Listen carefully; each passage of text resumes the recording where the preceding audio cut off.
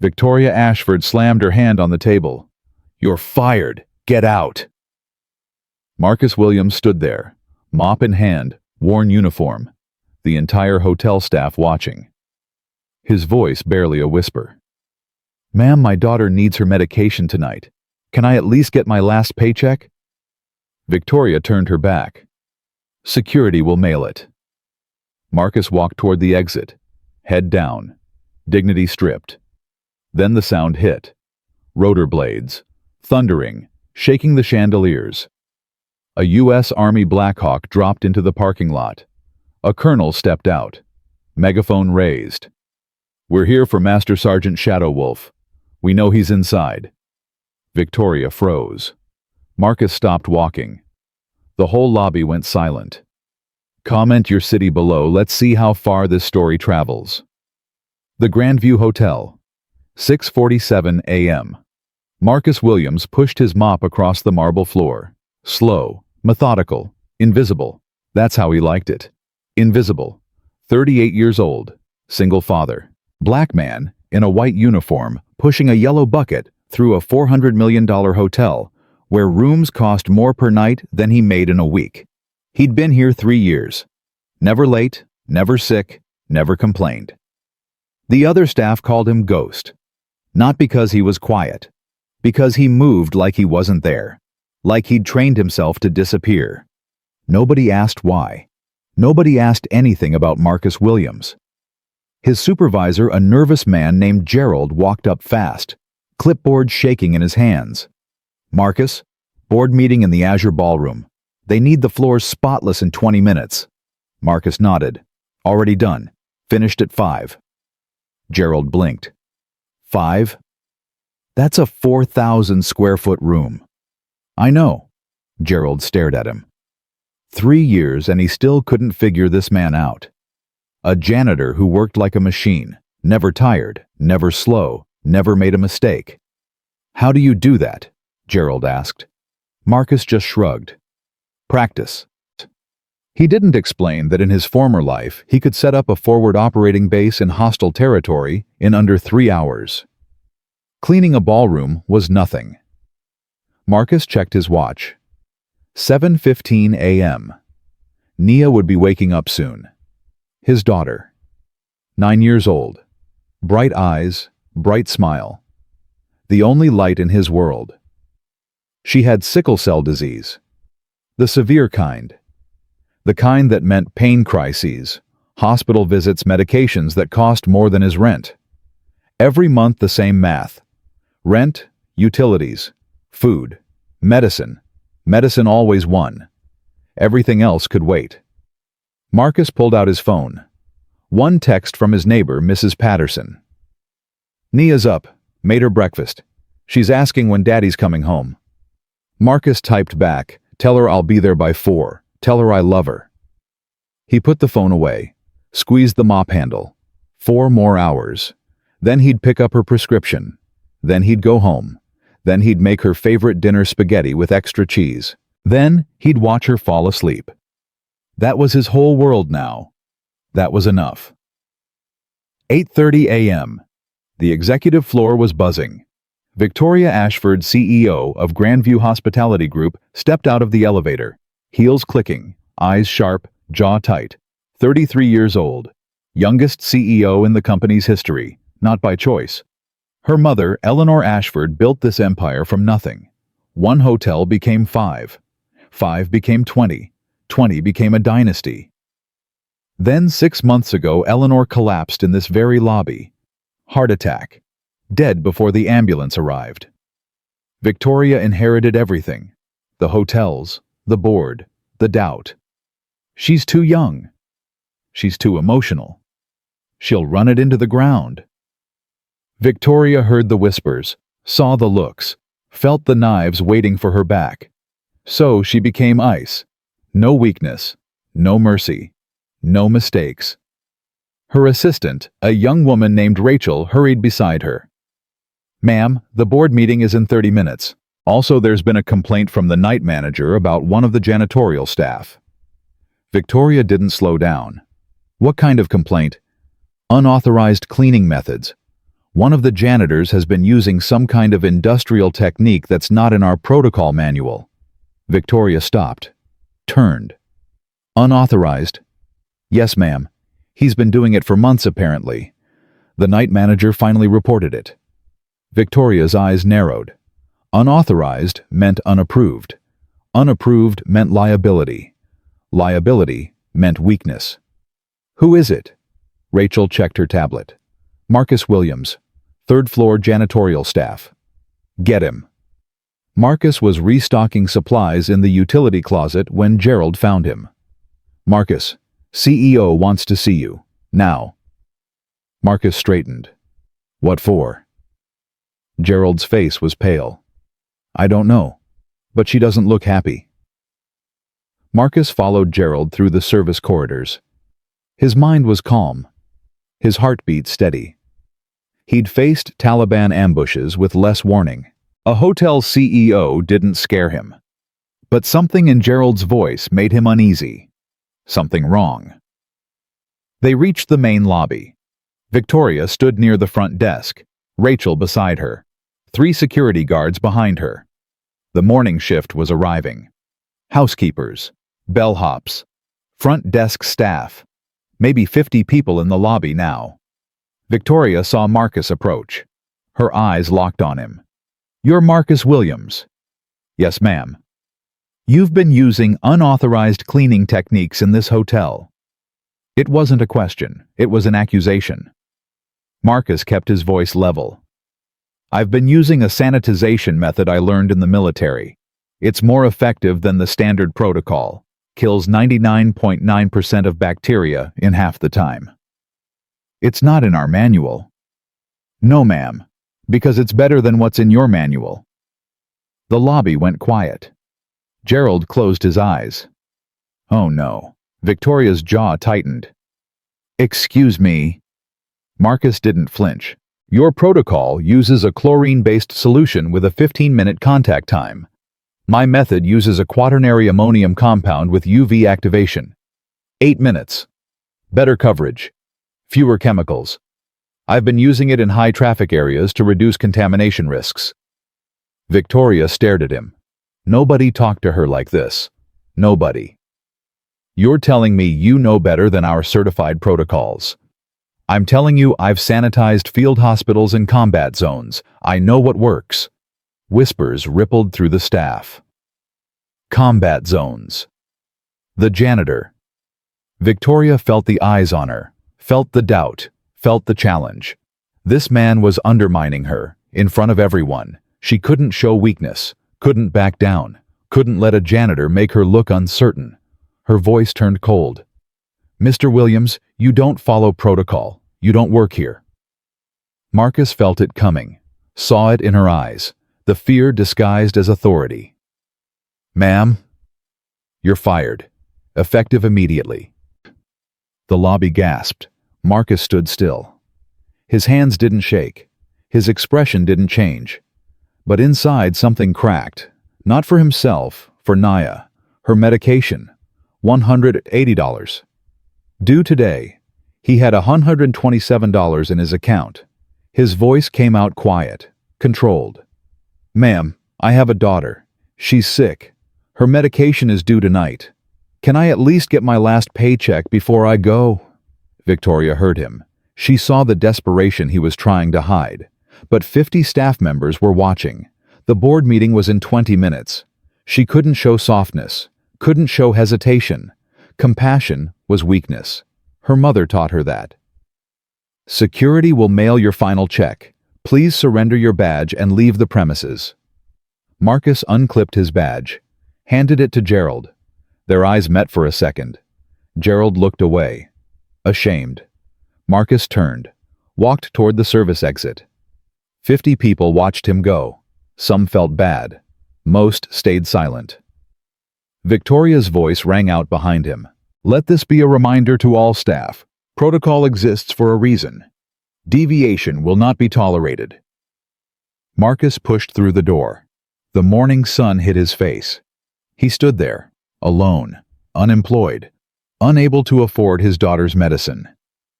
In his pocket, his phone buzzed. Mrs. Patterson. Nia's asking if you can bring ice cream tonight. She says her chest hurts a little, but she's being brave. Marcus's hands shook. He had failed her. Inside the lobby, the staff dispersed slowly, whispering. Did you see his face, cold as ice? He said he was in the military. You think that's true? Probably just talk, trying to save his job. Gerald stood frozen. He'd worked with Marcus for 3 years. The man never bragged, never complained, never talked about himself. But Gerald had noticed things. The way Marcus moved, efficient, precise, like every motion was calculated. The way his eyes scanned rooms, automatically, like he was checking for threats. The old green duffel bag in his locker, faded patches, military insignia scratched off. Gerald had been in the army 30 years ago. Basic training, nothing special. But he recognized the signs. Marcus Williams wasn't just a janitor. Victoria returned to her office. Rachel followed. Ma'am, the board meeting in 15. I know. Victoria sat behind her desk, pulled up the quarterly reports. Her hands were steady, but something nagged at her. Something in the way Marcus had spoken. Confident, calm, like he'd faced worse than her. Field hospitals and combat zones. She opened her laptop, searched Quaternary ammonium UV sanitization military. Results loaded. Her eyes widened. The technique Marcus described was real, developed by U.S. Army Medical Corps for rapid field decontamination. Accuracy rate 99.7%. Time efficiency 47% faster than civilian protocols. She'd fired him for using a superior method. She'd fired him for being better than her manual. Victoria closed the laptop, pushed the feeling down. I made the decision. I stand by it. But the doubt remained. Marcus walked 6 blocks to the pharmacy. His mind was racing. Options. Possibilities. Solutions. He could pawn something. But he'd already pawned everything of value. He could ask Mrs. Patterson for a loan. But she was on fixed income. Social Security barely covered her own bills. He could call his old army contacts.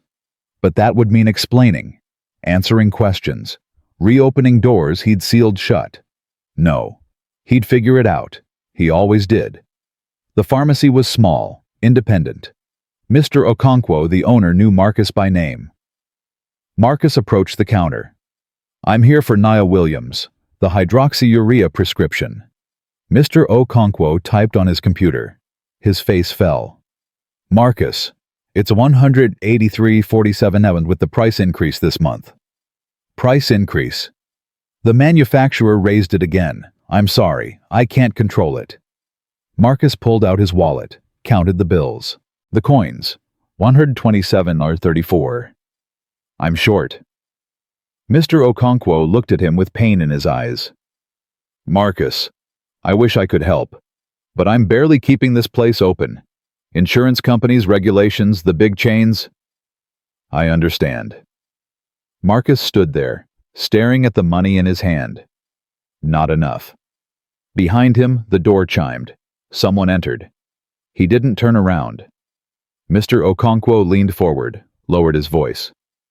Listen, I can give you a 3-day sample, enough to get through the weekend. But Monday you need the full prescription. She can't miss doses. Marcus's throat tightened. Thank you. Thank you. He took the sample pack, put his money away, turned to leave. A woman blocked his path. She wore an army dress uniform, colonel's eagles on her shoulders, silver hair pulled back tight. Her eyes were fixed on him. Marcus Williams. He stopped. His whole body went rigid. Master Sergeant. 15 years 7th Special Forces Group. Call sign Shadow Wolf. The pharmacy went silent. Mr. Okonkwo stared. Marcus's voice was ice. You have the wrong man. No, I don't. She stepped closer. Her voice dropped. Operation Desert Serpent. Somalia, 2018. Your team was ambushed in the Juba Valley. 12 men.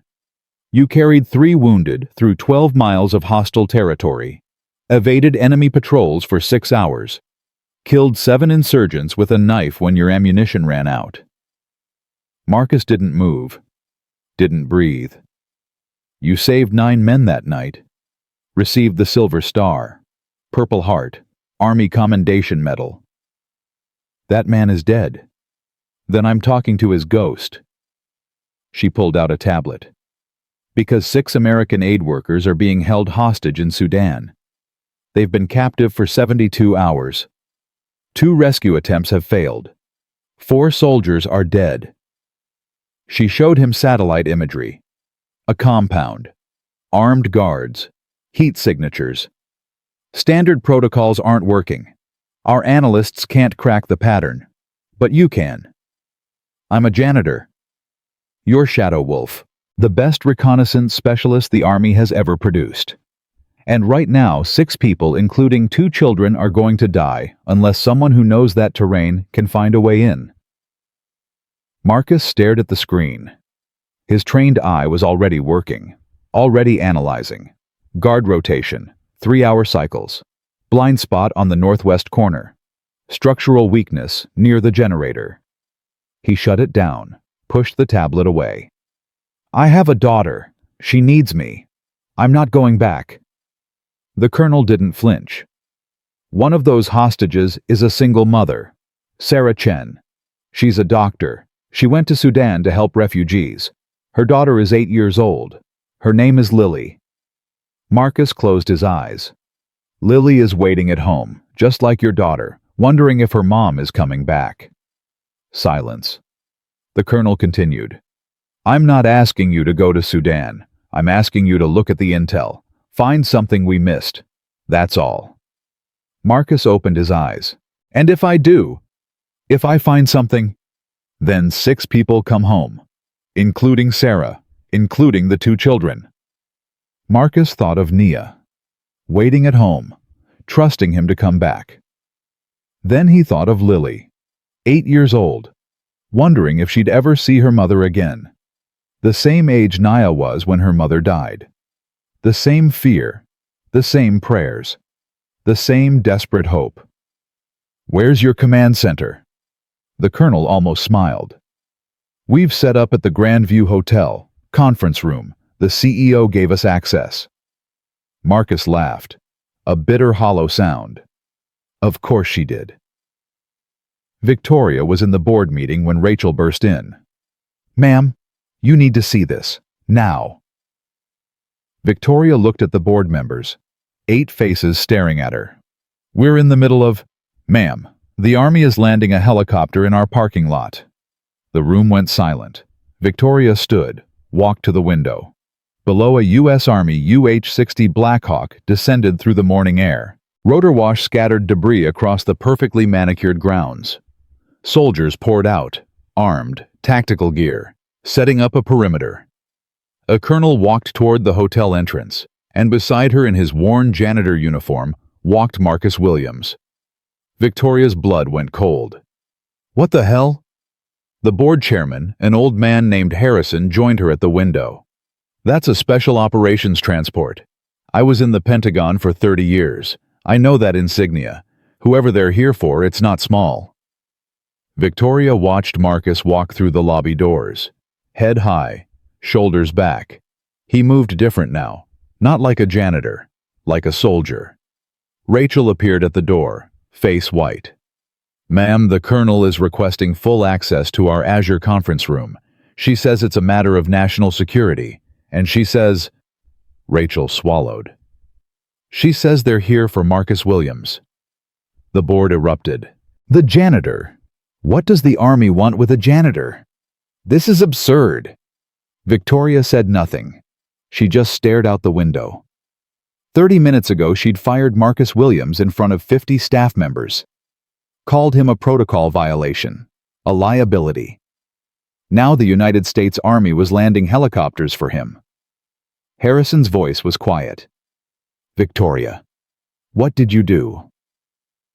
She didn't answer. Because she didn't know.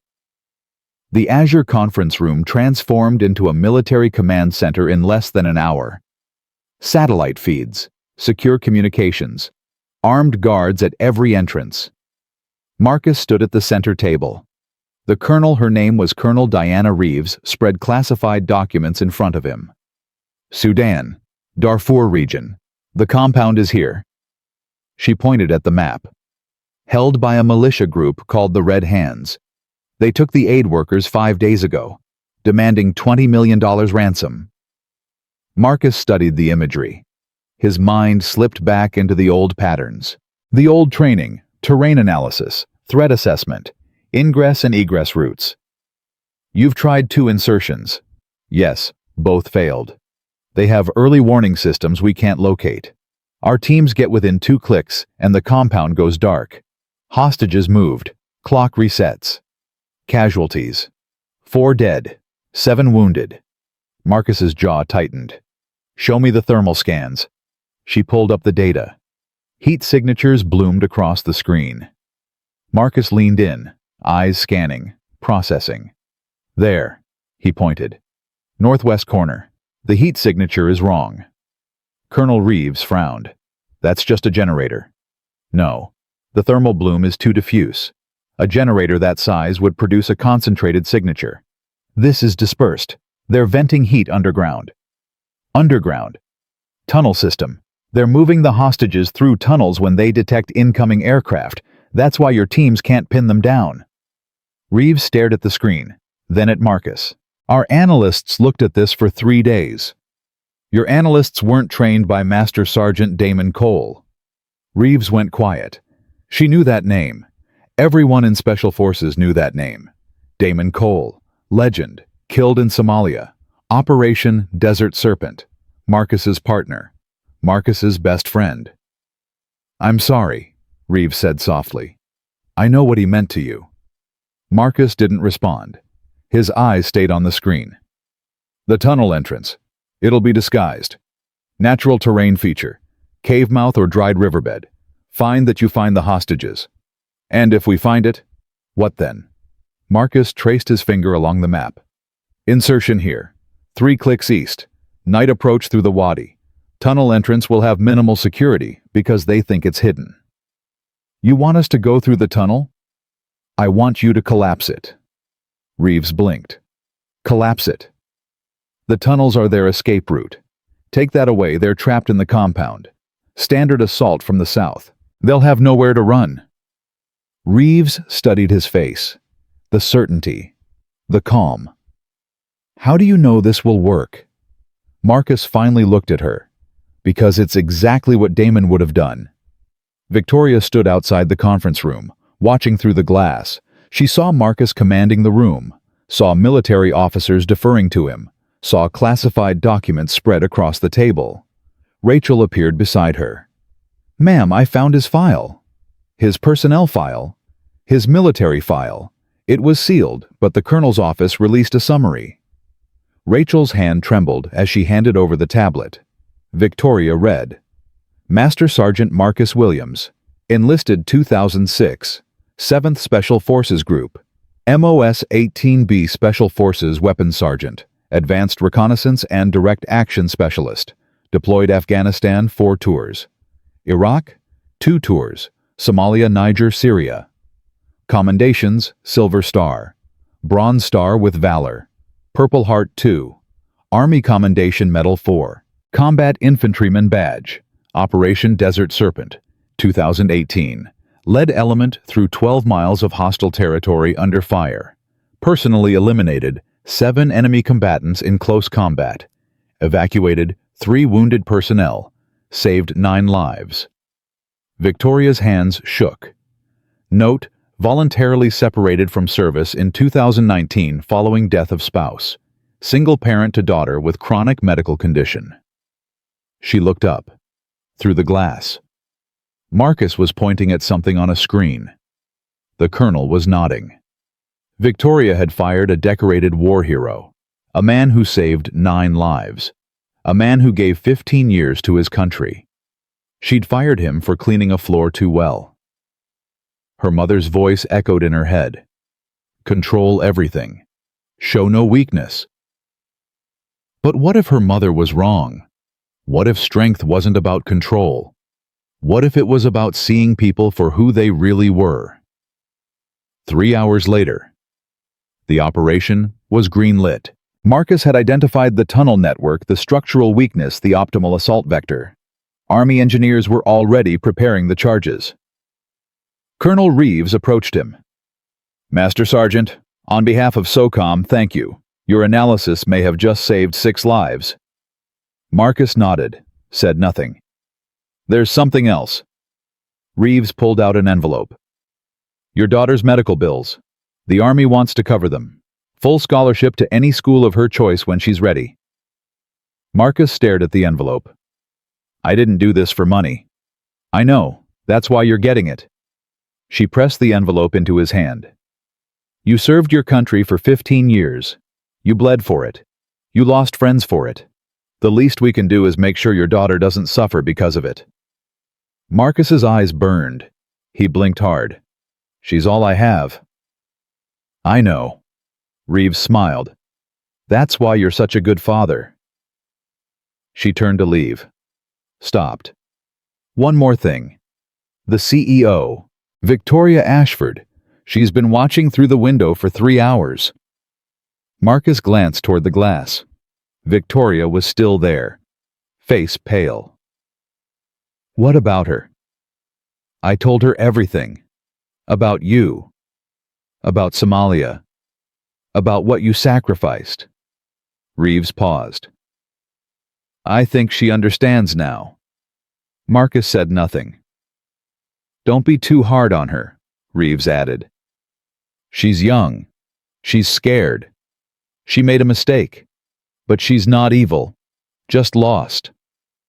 Marcus thought about that, about fear, about the masks people wore, about the ice Victoria wrapped around herself. He recognized it. He'd worn the same armor once. "I'll talk to her," he said. Reeves nodded. "Good, because I think she needs to hear it from you." Victoria was still at the window when Marcus approached. She saw him coming, stiffened, prepared for anger, accusations. She deserved both. "Mr. Williams, Marcus." "What?" "My name is Marcus. You can use it." She blinked, thrown off. I wanted to apologize. What I did this morning, it was wrong. I didn't know." "You didn't ask?" The words hit her like a slap. "You didn't ask why I used that technique. You didn't ask about my background. You didn't ask about my daughter. You just decided I was a problem and eliminated me." Victoria's throat tightened. "I was trying to maintain control. The board doubts me. The staff questions me. I thought, you thought being hard would make you strong." "Yes." Marcus was quiet for a moment. Then, "I used to think that too." Victoria looked at him. "In the Army, I was hard. I had to be. People's lives depended on it. I couldn't show weakness, couldn't show doubt." His voice softened. "And then my wife died, and I was alone with a 3-year-old daughter. And I realized, being hard wasn't the same as being strong." "What's the difference?" "Hard breaks, strong bends." Victoria felt tears building. She fought them. Lost. "I don't know how to bend. My mother never taught me that. She only taught me to win." "Then she taught you wrong." Victoria laughed, a broken sound. "Everyone keeps saying that, but she built an empire.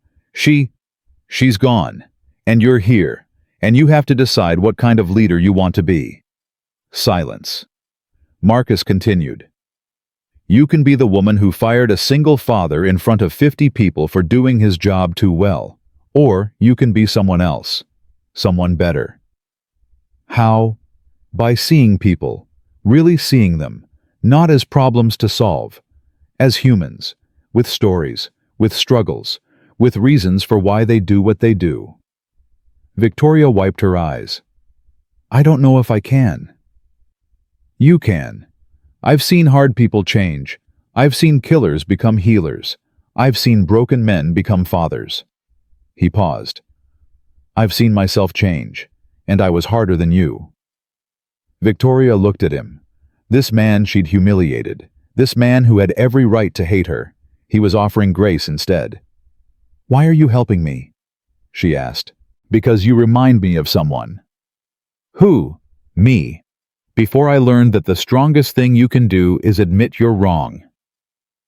That evening, 7:43 p.m., Marcus walked through his apartment door. Nia was on the couch, Mrs. Patterson beside her. Daddy! Nia ran to him, threw her arms around him. He lifted her up, held her tight.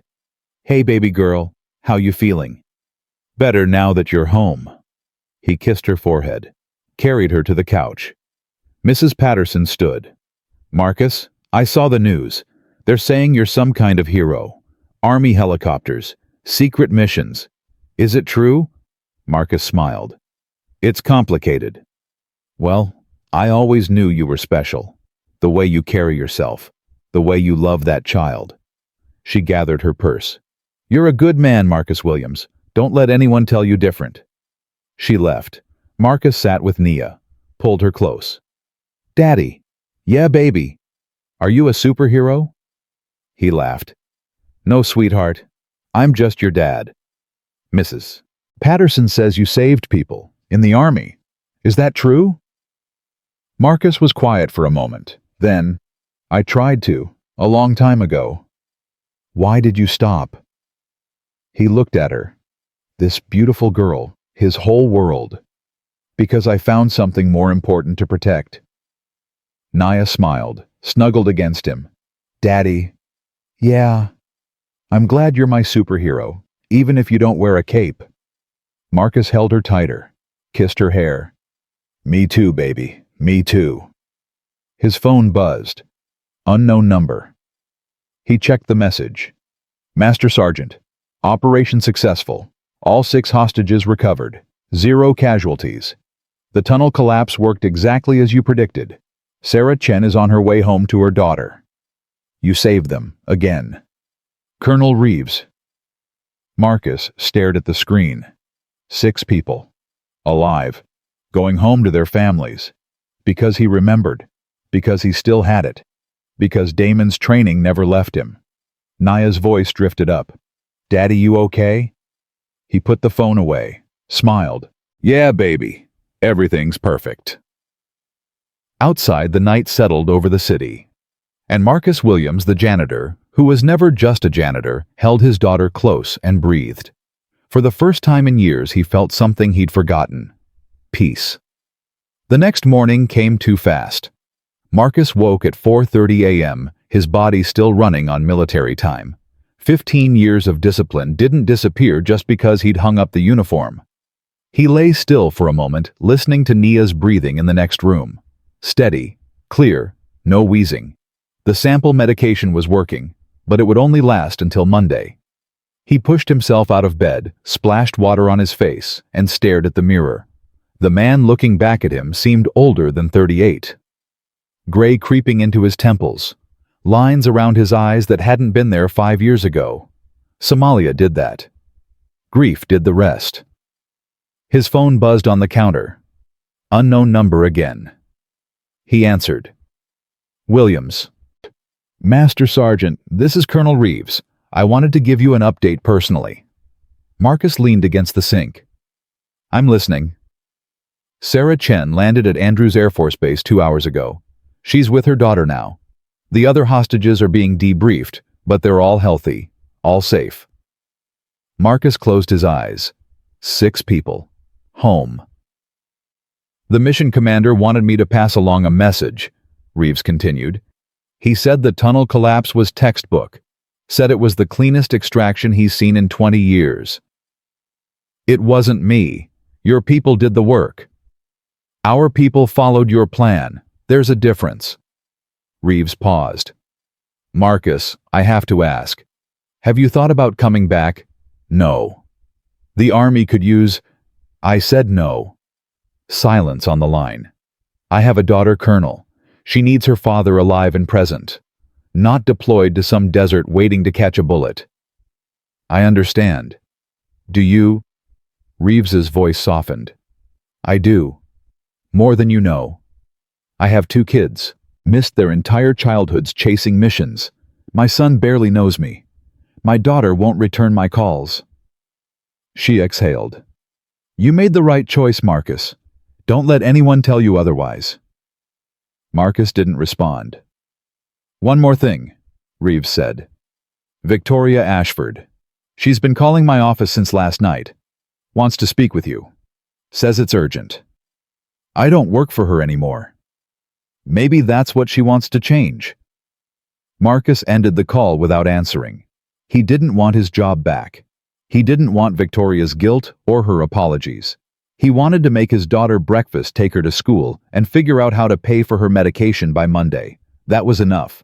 That had to be enough. But as he cracked eggs into a pan, Damon's voice echoed in his memory. The same thing Damon said the night before Somalia. You can run from the war, brother, but the war don't run from you.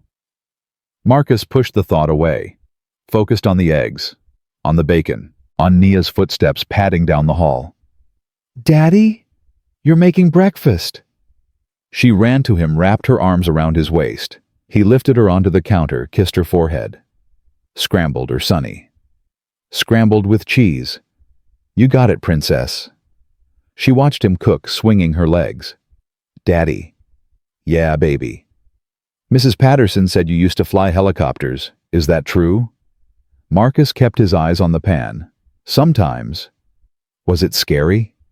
He thought about it. The night missions, the tracer fire lighting up the darkness, the sound of metal tearing through metal. Sometimes, he said again. But you did it anyway. I did. Why? Marcus turned to face her. His daughter, 9 years old, eyes full of questions. Because there were people who needed help, and I could help them. Like a superhero. He smiled. Not like a superhero. Superheroes don't get scared. I was scared all the time. Nia tilted her head. Then why did you do it? Because being brave doesn't mean you're not scared. It means you're scared and you do it anyway. She processed this. Then, Daddy. Yeah. I'm scared sometimes. About being sick. About going to the hospital. Marcus set down the spatula. Took her hands. I know, baby. I know. But I try to be brave. Like you. His throat tightened. You're the bravest person I know, Nia. You know that. She smiled. That smile that could light up any darkness. I know, Daddy. You tell me every day. He pulled her into a hug, held her tight. This was why he left. This was why he walked away from everything. For moments like this. For her. Nothing else mattered. The knock on the door came at 7:15 a.m. Marcus tensed. Old instincts kicking in. Nobody knocked on his door this early. Nobody except trouble. Nia, go to your room. But Daddy? Now, baby, take your breakfast with you. She grabbed her plate, disappeared down the hall. Marcus approached the door, checked the peephole. Victoria Ashford stood in the hallway. Alone. No security. No assistant. She looked different. The ice was gone. Something else in its place. He opened the door. Mr. Williams, Marcus, How did you find my address? Colonel Reeves. Marcus made a mental note to have words with Reeves later. What do you want? Victoria took a breath. Can I come in? Please. He didn't move, didn't open the door wider. 5 minutes, she said. That's all I'm asking. Then I'll leave. I promise. Something in her voice. Desperation. Real raw desperation. Marcus stepped aside. Victoria entered, looked around. Took in the small apartment, the worn furniture, the medical bills on the counter, the crayon drawings on the refrigerator. This is where you live. This is where I raise my daughter. She flinched at the correction. Marcus, I came to apologize. What I did yesterday, you already apologized. At the hotel. That wasn't enough. She turned to face him. I've been up all night, reading about Operation Desert Serpent, about what you did, About what you lost. Marcus's jaw tightened. That's classified. Colonel Reeves gave me a summary. Enough to understand. Victoria's voice cracked. You carried 3 wounded men through 12 miles of enemy territory. You killed 7 people with a knife to protect your team.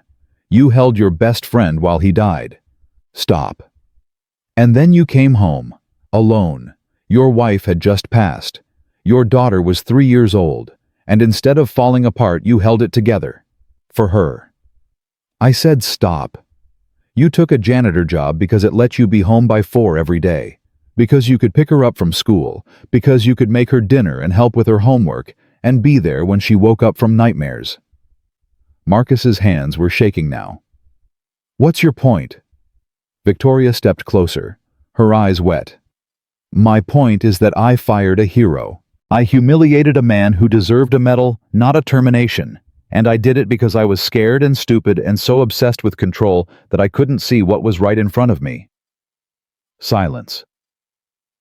I can't undo what I did, she continued. I can't take back those words. I can't erase the way everyone looked at you when you walked out. Her voice broke. But I can try to make it right. If you'll let me. Marcus studied her face, looking for the lie, the angle, the manipulation. He found nothing but pain. What are you offering? Victoria pulled an envelope from her purse, handed it to him. Director of Security Operations. Salary of $175,000 per year. Full benefits. Medical coverage for Naya, including specialists and medications. Housing allowance. Company car. Marcus stared at the envelope, didn't take it. This is guilt money. No, this is justice. Victoria pressed the envelope into his hand. Colonel Reeves showed me your technique, the sanitization method. She also showed me your service record, your tactical assessments, your mission reports. And you're overqualified to mop floors, Marcus. You're overqualified for almost anything. But security operations, threat assessment, risk management. That's what you were born to do. Marcus looked at the envelope, then at Victoria. Why do you care? You have a board to answer to, a company to run. Why does one janitor matter? Victoria was quiet for a long moment. Then, because my mother died 6 months ago, and I've been trying to be her ever since. Cold, controlled, perfect. She wiped her eyes. But my mother was miserable. She drove away everyone who loved her. She died alone in a hotel lobby surrounded by strangers. Marcus said nothing. I don't want to be her. I don't want to end up like that. And when I watched you yesterday, when I saw the way you handled the mission briefing, the way you commanded respect without demanding it. She shook her head. I realized that's what real leadership looks like. Not control, connection. A door creaked. They both turned. Naya stood in the hallway, plate empty, watching. Daddy, is this the pretty lady? Marcus sighed. I told you to stay in your room. I finished my eggs. Naya walked closer, studying Victoria. You're the one who made Daddy sad yesterday. Victoria knelt down, eye level with the girl. Yes, I am. And I'm very sorry. Nia considered this. Are you going to make him sad again? No, I'm going to try to make things better. Promise. Victoria looked at Marcus, then back at Nia. I promise. Naya extended her pinky. Pinky promise. That's the strongest kind. Victoria smiled, linked her pinky with Nia's. Pinky promise. Nia turned to Marcus. Daddy, I think she means it. Marcus looked at his daughter. This girl who could see through anyone. Who inherited her mother's intuition and her father's stubbornness. You think so? Yeah. Her eyes are wet. People don't fake wet eyes. Victoria laughed. A real laugh. Surprised. She's something else, Victoria said. She's everything, Marcus replied. He looked at the envelope in his hand, at Victoria on her knees, at his daughter watching with those knowing eyes. I need to think about it. Victoria stood. Take all the time you need. And if I say no, Then I'll find another way to make it right, whatever it takes. She walked toward the door, stopped. Marcus? Yeah, for what it's worth. She turned. I think Nia's lucky to have you, and I think you're brave for choosing her over everything else. She left. Nia tugged Marcus's hand. Daddy, what's in the envelope? A job offer. A good one? Marcus looked at the numbers on the paper, at the benefits package, at the words that could change everything. Maybe, baby. Maybe. Later that morning, Marcus sat at the kitchen table. The envelope open. The contract spread before him. Mrs. Patterson had taken Nia to school. The apartment was quiet, too quiet. His mind kept drifting, to Somalia, to Damon, to the night everything changed. They'd been brothers, him and Damon, not by blood, by something stronger. War made bonds that civilians couldn't understand. You bled together, killed together, watched friends die together, that created something unbreakable. Damon was the best soldier Marcus had ever known. Fearless. Brilliant.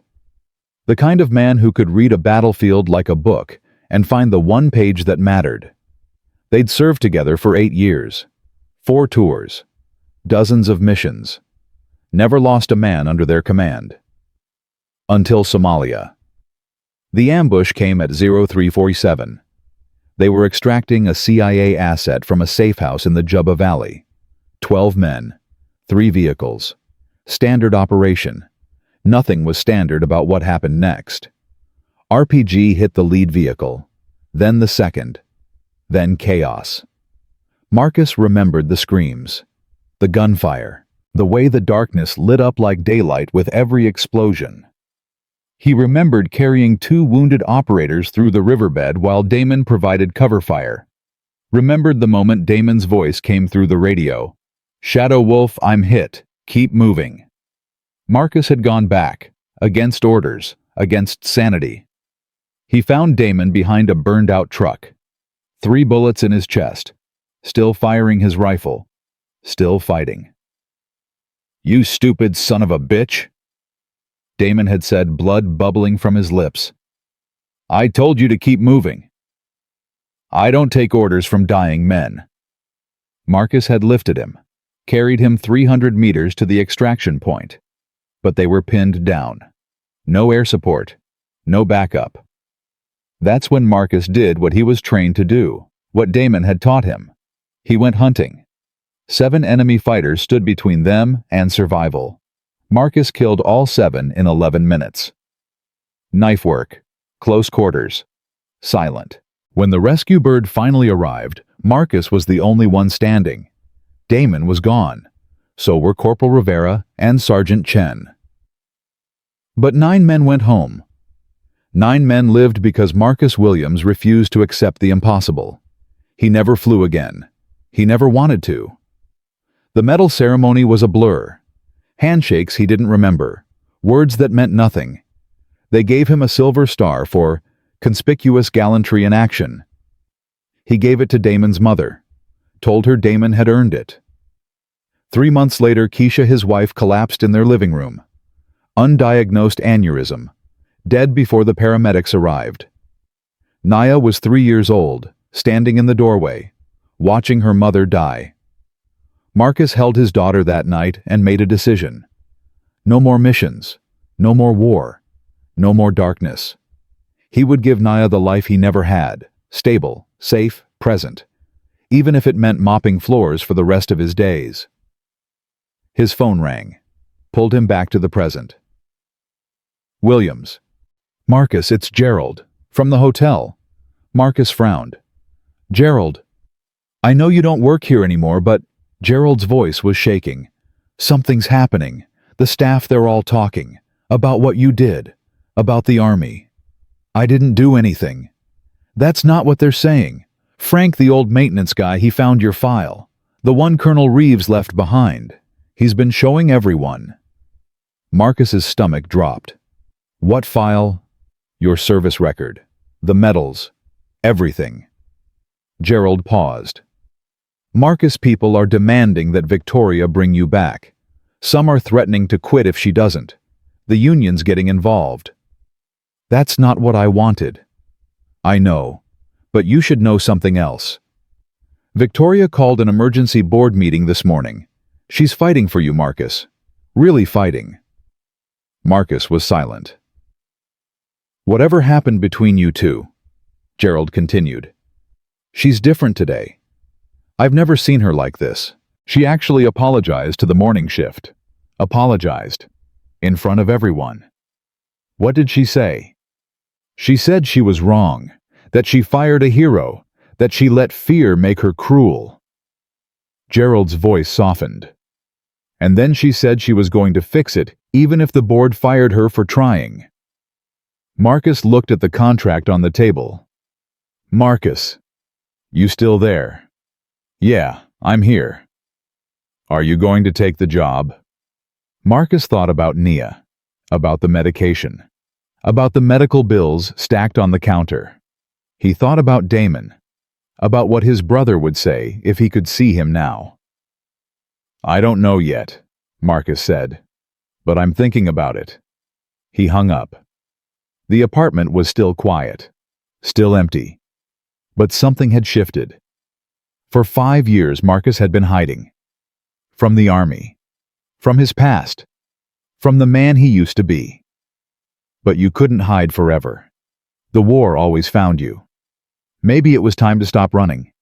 Maybe it was time to find a new battle worth fighting. His phone buzzed. Text from Mrs. Patterson. Nia's school called. She had a breathing episode during PE. I'm bringing her home. Marcus grabbed his keys. Everything else could wait. His daughter needed him. He was out the door in 30 seconds. At the school, Nia sat in the nurse's office, pale, exhausted, but smiling when she saw him. Daddy! He knelt beside her, checked her breathing, checked her color. You okay, baby? I just got tired. We were running and I couldn't keep up. The school nurse, a kind woman named Mrs. Rivera, approached. She's stable now, but her teacher said this is the 3rd episode this month. Has she been taking her medication? Marcus's jaw tightened. She has. But we've been on a sample pack. Running low. Mrs. Rivera's face shifted. Understanding. Sympathy.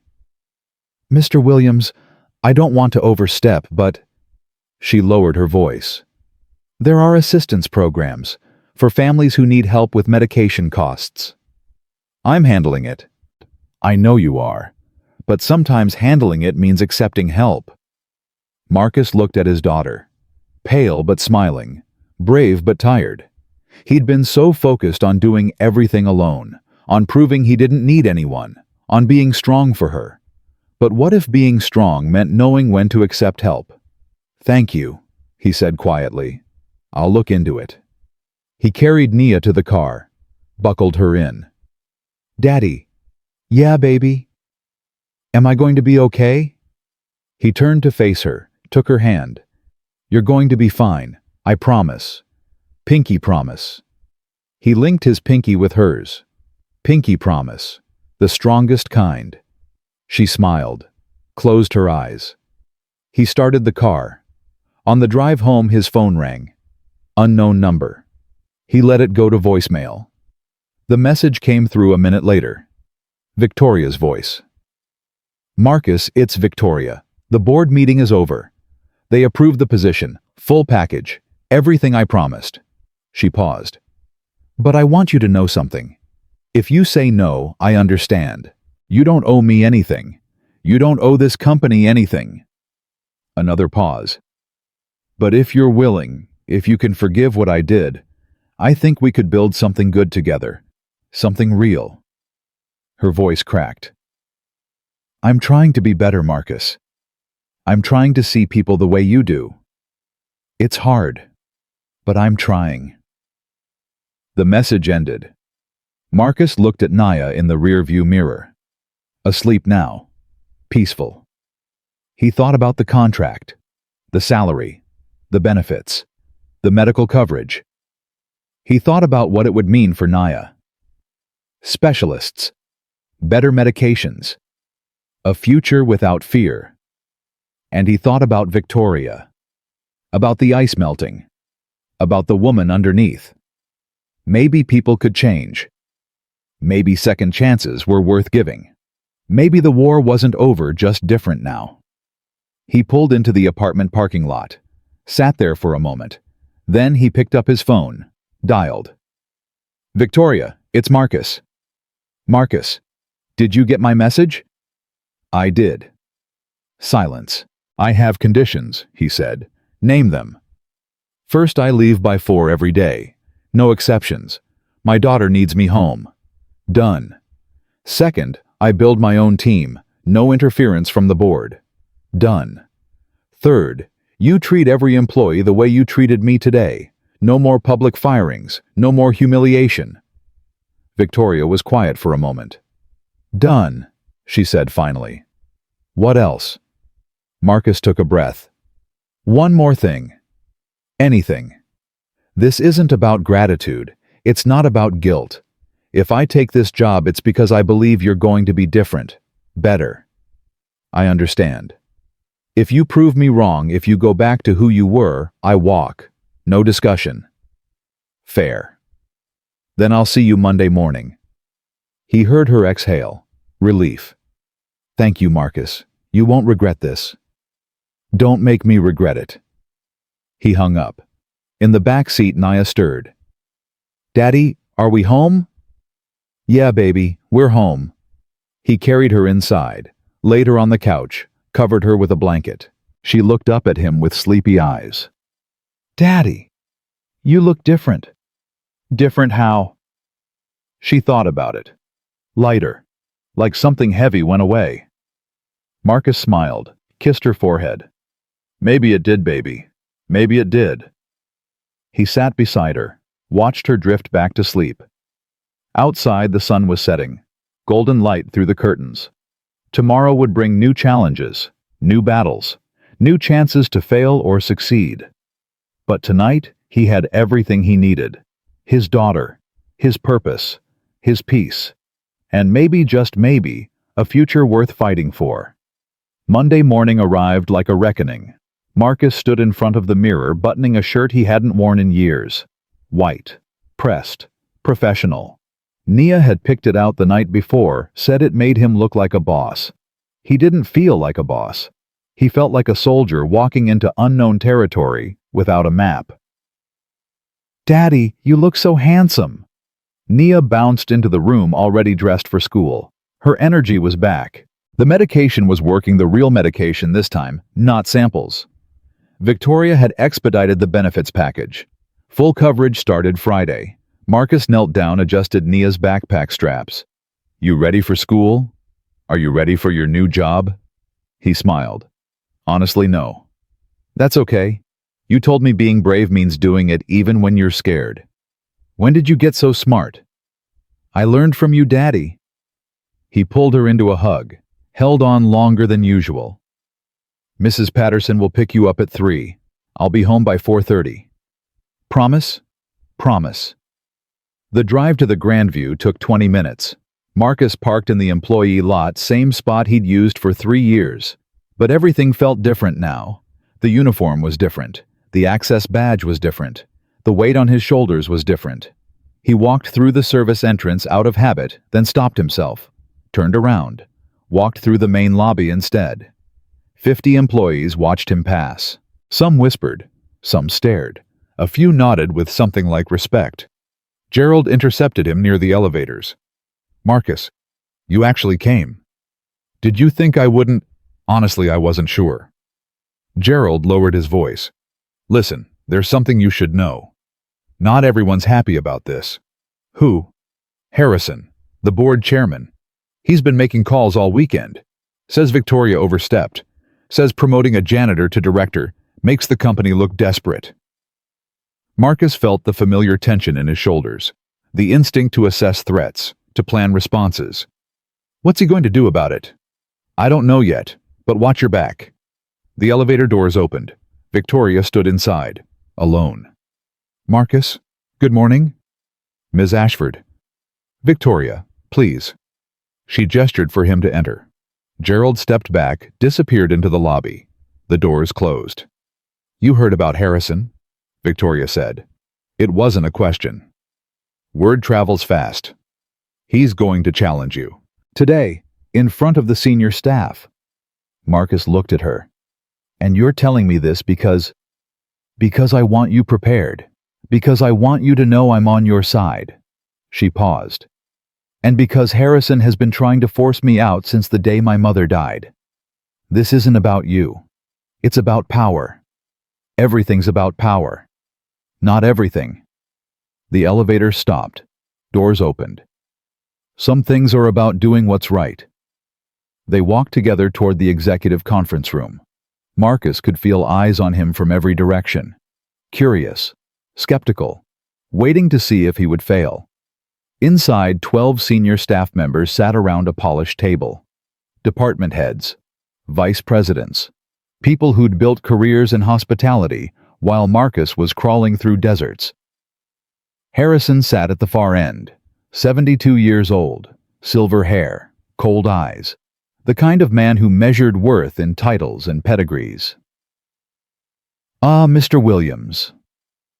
Harrison's voice dripped with false warmth. "Our new Director of Security Operations. Please have a seat." Marcus sat, didn't speak. Let the silence do its work. Victoria took her place at the head of the table. "Thank you all for coming. As you know, we've created a new position within the company.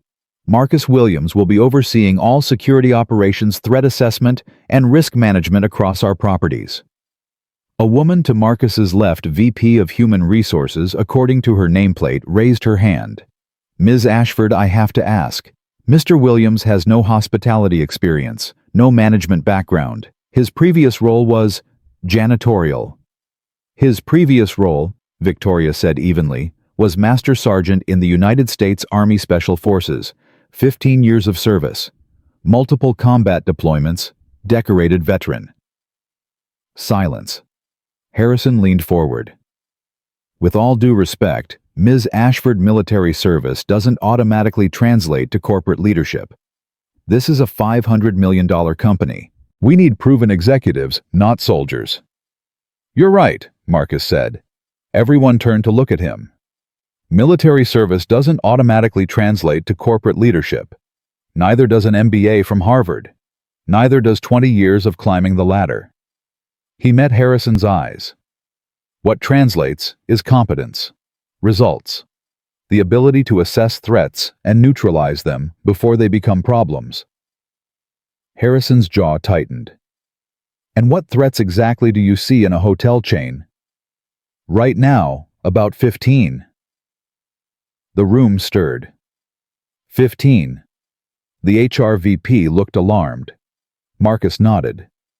"Your perimeter security at the downtown property has 3 blind spots. Your access control system at the resort was last updated in 2019. It's vulnerable to at least 2 common bypass techniques. Your employee screening process doesn't include social media audits, which means you have no idea if someone on your staff has radicalization flags." He paused. Let the words land. "You have a VIP guest arriving Thursday, a tech executive worth $4 billion.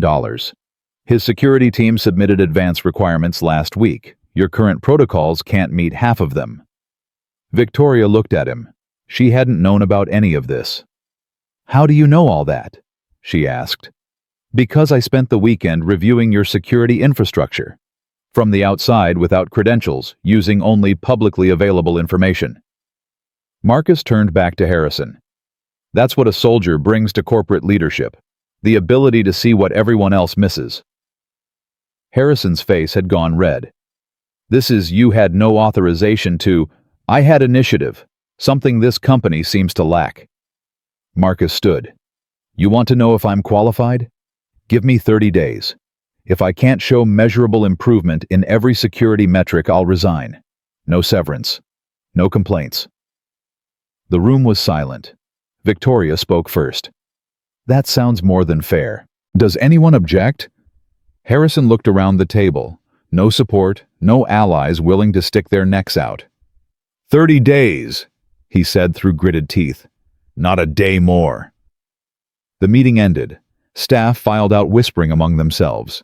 Victoria caught Marcus in the hallway. That was impressive. That was necessary. You really found 15 security gaps.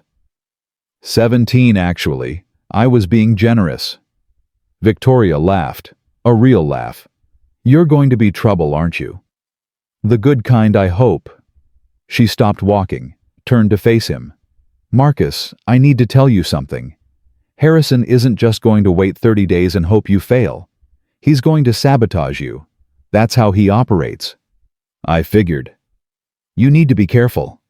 Marcus looked at her, saw the concern, the worry, something he hadn't expected. Why do you care so much about me? About this? Victoria was quiet for a moment. Because you're the first person in this company who treated me like a human being instead of a CEO, even after what I did to you. She paused. And because I think you're exactly what this place needs. What I need. Before Marcus could respond, her phone buzzed. She checked it. Her face changed. What is it? The tech executive, Richardson. His team just moved up the arrival. He's coming tomorrow instead of Thursday. Why me? Security incident at his last hotel. Someone tried to breach his room. Victoria looked at Marcus. He's demanding a complete security overhaul before he arrives. If we can't deliver, he's canceling his reservation. That's a $200,000 booking. Marcus felt the familiar calm settling over him. The mission focus. How many hours do we have? 26. Then we better get started. The next 26 hours were chaos. Marcus commandeered the security office, pulled every file, every protocol, every piece of equipment.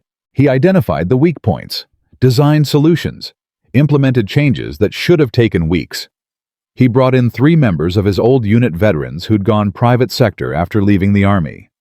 They arrived within hours, no questions asked. When Shadow Wolf called, you answered. By 3 a.m., the downtown property had new surveillance coverage, updated access controls, and a completely redesigned VIP floor security protocol. Marcus worked through the night. Didn't eat, didn't sleep. His body remembered this rhythm. The pre-mission intensity. The laser focus. At 4 a.m., Victoria found him in the security office reviewing camera feeds. You should sleep. I'll sleep when it's done. She sat down across from him, 2 cups of coffee in her hands. She pushed one toward him. Thank you, he said, for giving me this chance. Thank you for taking it. They sat in silence for a moment. The monitors flickered. Camera feeds from every floor. Can I ask you something personal? Victoria said. Depends on the question. Your wife, Nia's mother. What happened? Marcus's hands stilled on the keyboard. I'm sorry, Victoria said quickly. That was inappropriate. You don't have to. Aneurysm, 5 years ago. No warning, no symptoms. She was there one moment and gone the next. Victoria closed her eyes. I'm so sorry. Nia was 3. She was in the doorway when Keisha collapsed. She saw everything. God, Marcus. For a year after, she wouldn't let me out of her sight. Screamed every time I left the room. Thought I was going to disappear too. His voice was steady, but something underneath cracked. That's when I knew I couldn't go back to the army. Couldn't leave her. Couldn't risk making her an orphan. Victoria wiped her eyes. You gave up everything for her. No. I gained everything for her. The army, the missions, the medals, that was a life. But Nia, she's my purpose. Everything else was just preparation for her. Victoria reached across the table, touched his hand. She's lucky to have you. I'm lucky to have her. Marcus's phone buzzed. Text from one of his veterans. Perimeter sweep complete, all clear, ready for arrival. He looked at Victoria. We're ready. You did it. In 26 hours. We did it. Richardson arrived at 2 p.m. the following day. His security team swept the property for 3 hours. Checked every door, every camera, every exit route. Asked questions Marcus had already anticipated. Tested protocols Marcus had already perfected. At 5 p.m., Richardson himself walked through the lobby. 64 years old. Tech billionaire. Paranoid with good reason. 3 kidnapping attempts in the past decade. He stopped in front of Marcus. "You're the new security director." "Yes, sir." "My team says this is the cleanest setup they've seen in 18 months. Better than most government facilities." "Thank you, sir." Richardson studied him. "You're military." 15 years, Special Forces. "I can tell. The way you carry yourself, the way your eyes never stop moving." Richardson extended his hand. "Thank you for taking this seriously. The last hotel almost got me killed." Marcus shook his hand. "That won't happen here." Richardson smiled. First genuine emotion Marcus had seen from him. "I believe you." That evening, after Richardson was secured in his suite and the property was locked down, Marcus finally left the building. It was 6:30 p.m. He'd promised Nia he'd be home by 4:30.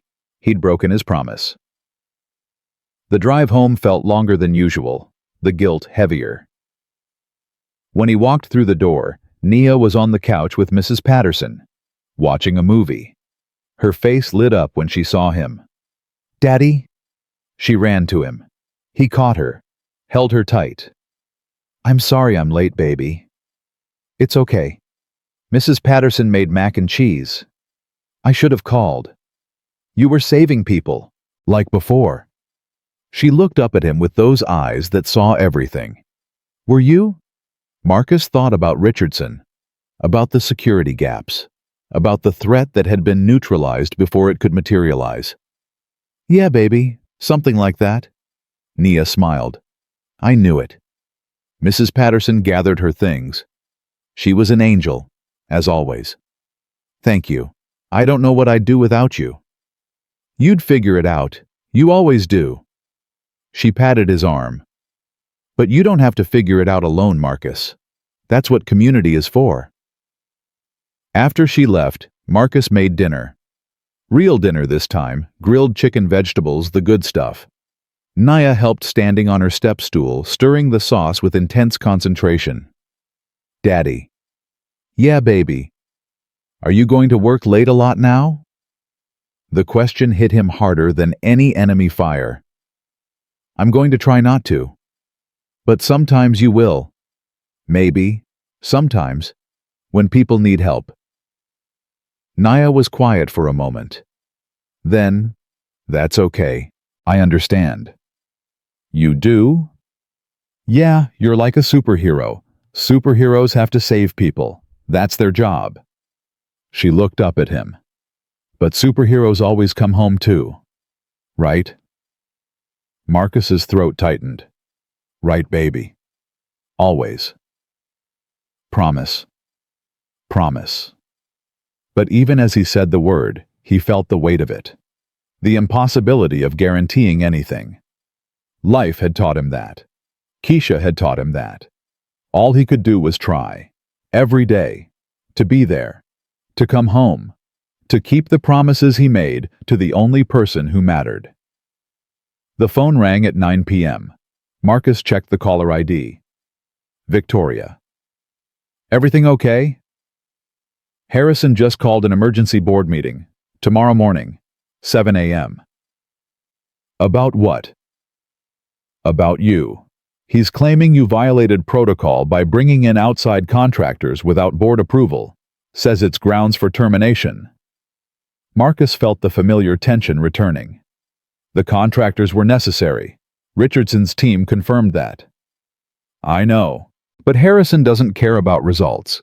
He cares about process, about making you look like a rogue element." "What do you want me to do?" "Come to the meeting. Defend yourself. Show them what you showed Richardson." "And if they vote to fire me..." Victoria was quiet for a moment. "Then I'll resign too." "Victoria, I mean it. If they can't see your value, if they'd rather protect their egos than protect this company, then I don't want to lead them." Marcus thought about Nia, about the medication, about the benefits he'd had for exactly 4 days. "I'll be there." "Marcus." "Yeah. Thank you." For everything. He hung up, stared at the phone. 4 days. That's how long his new life had lasted. 4 days before the old patterns returned. Politics. Power plays. People who saw him as a threat instead of an asset. He'd survived 15 years of combat. He'd survived Somalia. Survived losing Damon. Survived losing Keisha. He could survive one board meeting. But as he checked on Nia already asleep, breathing steady peaceful, he wondered how many more battles he had left in him, and whether any of them were worth fighting if he couldn't keep his promises to the only person who mattered. The morning came too soon. Marcus arrived at the Grandview at 6:45 a.m., suit pressed, mind sharp, ready for war. The boardroom was already full. Harrison at the head of the table this time, Victoria relegated to the side. The power dynamics had shifted overnight. Mr. Williams. Harrison didn't offer a seat. Thank you for joining us. Marcus stood. Let them look up at him. I understand there are concerns about my methodology. Concerns is an understatement. Harrison slid a document across the table. You brought in 3 unauthorized personnel, gave them access to sensitive areas, made changes to critical systems without board approval. I secured the property. That's what I was hired to do. You violated chain of command. There was no time for chain of command. The threat was immediate. Harrison smiled, the kind of smile that preceded an execution. The threat was a paranoid billionaire's fantasy. There was no real danger. With respect, sir, you don't know that. You've never assessed a real threat in your life. The room went cold. Harrison's face darkened. How dare you? I dare, because I've seen what happens when people ignore threats. I've carried friends' bodies because someone in a comfortable office decided the danger wasn't real. Marcus stepped forward. Richardson's last hotel had the same attitude. They almost lost him to a 3-man kidnapping team that walked through their lobby like they owned the place. That's not our concern. It is now, because if something happens to Richardson under our roof, this company doesn't just lose a booking. You lose everything. Reputation, trust, future business. Marcus looked around the table. I didn't violate protocol. I filled a gap that shouldn't have existed. The question isn't whether I acted appropriately. The question is why this company wasn't prepared in the first place. Silence. Victoria spoke first. He's right. I've reviewed the previous security protocols. They were outdated by at least 3 years. If anything, Marcus exposed a systemic failure that we should have caught ourselves. Harrison glared at her. This isn't about past failures. It's about authority, about respect for process. Process doesn't stop bullets, Marcus said. Process doesn't save lives. People do. Decisions do. Action does. A board member, the retired general who'd supported Marcus before, cleared his throat. I've seen the reports from Richardson's security team. They're recommending our property as a model for other high-value clients. That's not nothing. Another board member nodded. The advance booking inquiries have already increased. Word spreads fast in those circles. Harrison's support was crumbling. Marcus could see it in his eyes, the desperation, the realization that power was slipping away. This is about more than one booking, Harrison said. This is about who controls this company. No, Victoria said, standing. This is about what kind of company we want to be. One that punishes excellence or one that rewards it. She looked around the table. I hired Marcus because he sees what we don't, because he acts when others hesitate, because he cares more about results than politics. She paused. If that's not what this board wants, then you don't want me either. The room held its breath. The general spoke again. I move to retain Marcus Williams in his position with full support of the board. All in favor. Hands raised, 1 by 1, 7 of 12. Harrison's face was stone. The motion carries, the general said. Welcome aboard, Mr. Williams. Officially this time. The meeting ended. Board members filed out, some shaking Marcus's hand. others avoiding his eyes. Harrison was last to leave. He stopped in front of Marcus. "This isn't over." "I know. You think you've won, but this company has been mine for 30 years. Victoria's mother understood that. Victoria will learn. Maybe. Or maybe you'll learn that some battles aren't worth fighting." Harrison's eyes narrowed. "Is that a threat?" "It's advice. From a soldier to a politician." Marcus met his gaze. "I've seen men like you in every unit I've served.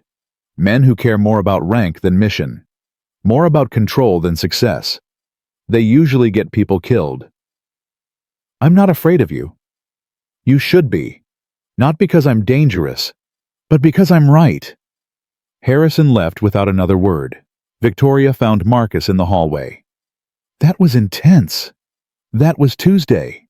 She laughed, shook her head. "You really aren't afraid of anything, are you?" Marcus thought about Nia, about the phone calls he dreaded, about the hospital visits, about the possibility of losing her the way he'd lost everyone else.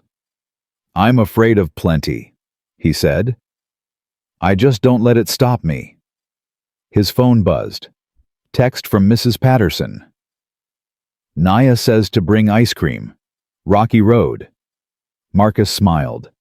First real smile of the day. "I have to go." Hot date. The most important one. Victoria watched him walk toward the elevator. "Marcus." He turned. "Same time tomorrow." "Same time tomorrow." The doors closed. And Marcus Williams Soldier turned. Janitor turned director. Went home to his daughter. The way he always did.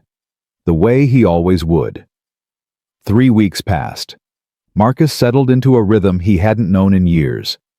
Up at 5. Coffee. Check on Nia. Drive her to school. At the office by 8. Security briefings. Protocol reviews. Team meetings. Home by 4:30. Dinner. Homework. Bedtime stories.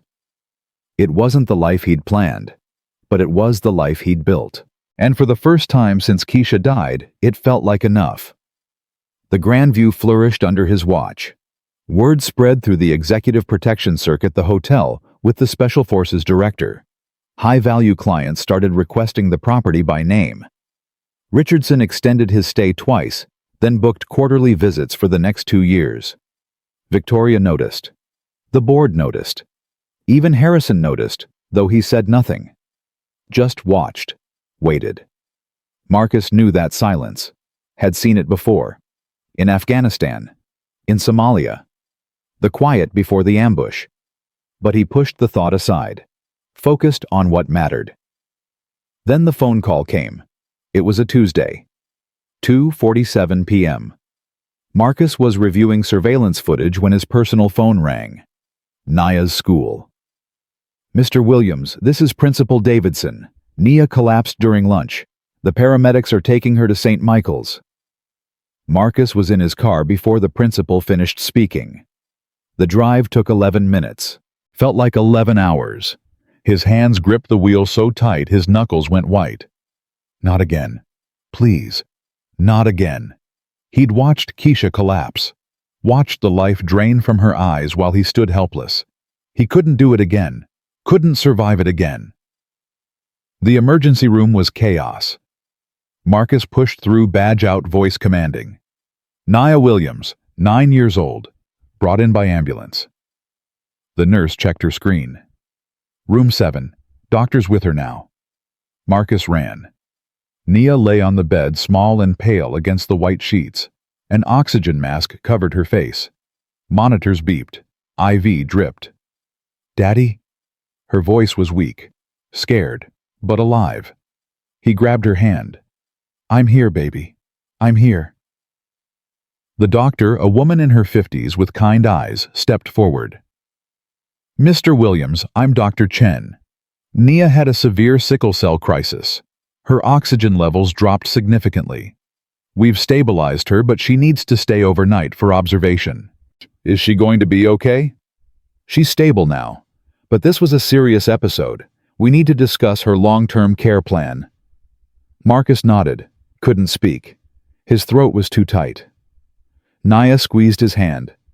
"Don't be scared, Daddy. I'm being brave." He kissed her forehead. "I know, baby. I know." His phone buzzed. Victoria. He ignored it, buzzed again. Gerald. Ignored. Again. Again. Again. Finally he checked. 17 missed calls. 23 messages. Victoria's text, "Emergency at the hotel. Harrison called a press conference. He's making accusations. Please call me." Marcus looked at Nia, looked at his phone, his daughter, his job, his world, his responsibility. "Go, Daddy." He turned. Nia was watching him. "What?" "I can see your phone. Something's wrong." Her voice was tired but firm. "You have to go." "I'm not leaving you." "Mrs. Patterson can come. She always comes." "Nia, you said heroes have to save people. That's their job." She squeezed his hand. "Go save people, Daddy. I'll be okay." Marcus's eyes burned. "I'll be back in 2 hours. 3 at most." "Promise?" "Promise." He called Mrs. Patterson. She was there in 15 minutes, bustling through the door with a bag of Nia's favorite books and a container of homemade soup. "Go," she said. "I've got her." Marcus kissed Nia one more time. Then he left. The hardest thing he'd ever done was walk out of that hospital room. Harder than Somalia. Harder than burying Damon. Harder than watching Keisha die. But his daughter told him to go, and she was braver than he'd ever been. The Grandview was surrounded by news vans. Marcus parked in the back, entered through the service entrance. Old habits. Gerald met him in the hallway. "It's bad, Marcus. Harrison's gone nuclear." "What's he saying?" "That you falsified your military records. That the Army never heard of someone called Shadow Wolf. That Victoria hired a fraud to cover up her own incompetence." Marcus's jaw tightened. "That's a lie." "I know, but he's got documents, official-looking stuff. The press is eating it up." They reached the executive floor. Through the glass walls, Marcus could see Victoria in her office, pale, shaking, surrounded by lawyers. He walked in. "Marcus." Victoria's voice cracked. "I'm so sorry. I tried to stop him." "It's not your fault. He's been planning this for weeks. The documents, they look real. Letterhead signatures, everything." Marcus took the folder from her desk, scanned the pages. Department of Defense correspondence, service record discrepancies, a memo claiming Marcus Williams had been dishonorably discharged in 2015. All of it fabricated. All of it convincing. "This is forgery." "I know, but proving it will take time.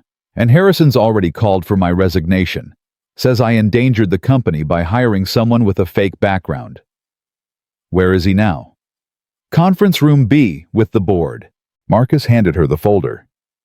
"Call Colonel Reeves. Tell her what's happening. She'll know what to do." "Where are you going?" "To end this." The conference room fell silent when Marcus entered. Harrison sat at the head of the table, smug satisfaction radiating from every pore. Board members flanked him, faces uncertain. The general who'd supported Marcus looked troubled. "Mr. Williams." Harrison didn't stand. "We were just discussing your future with the company, or rather your lack of one." "I saw the documents." "Then you know the truth. Your military service was a fabrication. Your credentials were lies. Everything you've built here was founded on fraud." Marcus walked to the table, placed his hands flat on the surface. "I'm going to say this once. Those documents are forgeries. Every word is a lie." Harrison laughed. "Of course you'd say that. What else would a con man say when caught? A con man would run. I'm standing right here. Bravado won't save you. The press already has the story. By tomorrow morning you'll be unemployable, and Victoria will be gone. And this company will finally be run by people who know what they're doing." Marcus studied Harrison's face. The confidence, the certainty, The arrogance of a man who thought he'd won. "You made one mistake," Marcus said. "Oh, and what's that?" "You assumed I was alone." The door opened. Colonel Diana Reeves walked in. Full dress uniform. Silver eagles gleaming. 2 military police officers behind her. Harrison's face went white. "Mr. Harrison." Reeves's voice could freeze fire. "I'm Colonel Diana Reeves, United States Army Special Operations Command. I understand you've been distributing falsified military documents." I don't know what you're talking about." "You don't. Because I have digital forensics showing those documents were created on a computer registered to your home address, printed on paper purchased from a Staples in Connecticut 3 weeks ago, and containing signatures forged from publicly available images." Harrison stood. "This is absurd. You can't just—" "I can, and I will." Reeves handed a folder to the general.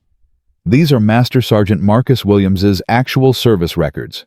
15 years of distinguished service, Silver Star, Purple Heart, commendations from 3 separate theater commanders." The general opened the folder. His face changed as he read. "There's also documentation of Operation Desert Serpent." Reeves continued.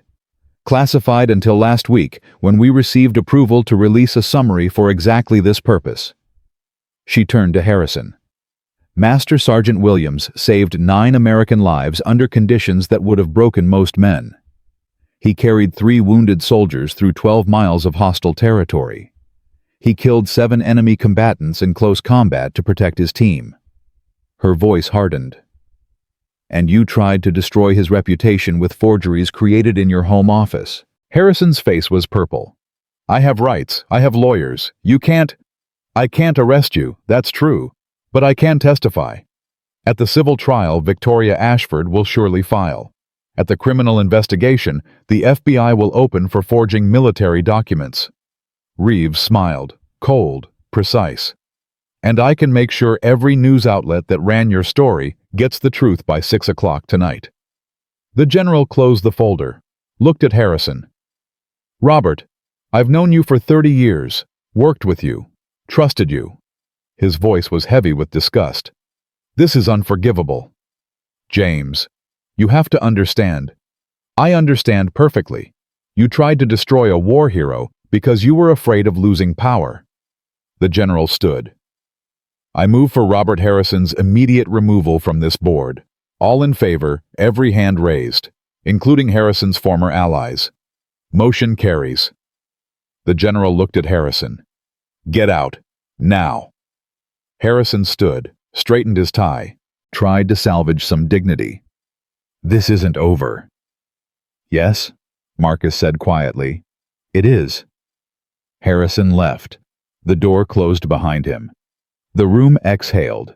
Reeves turned to Marcus. "Are you all right?"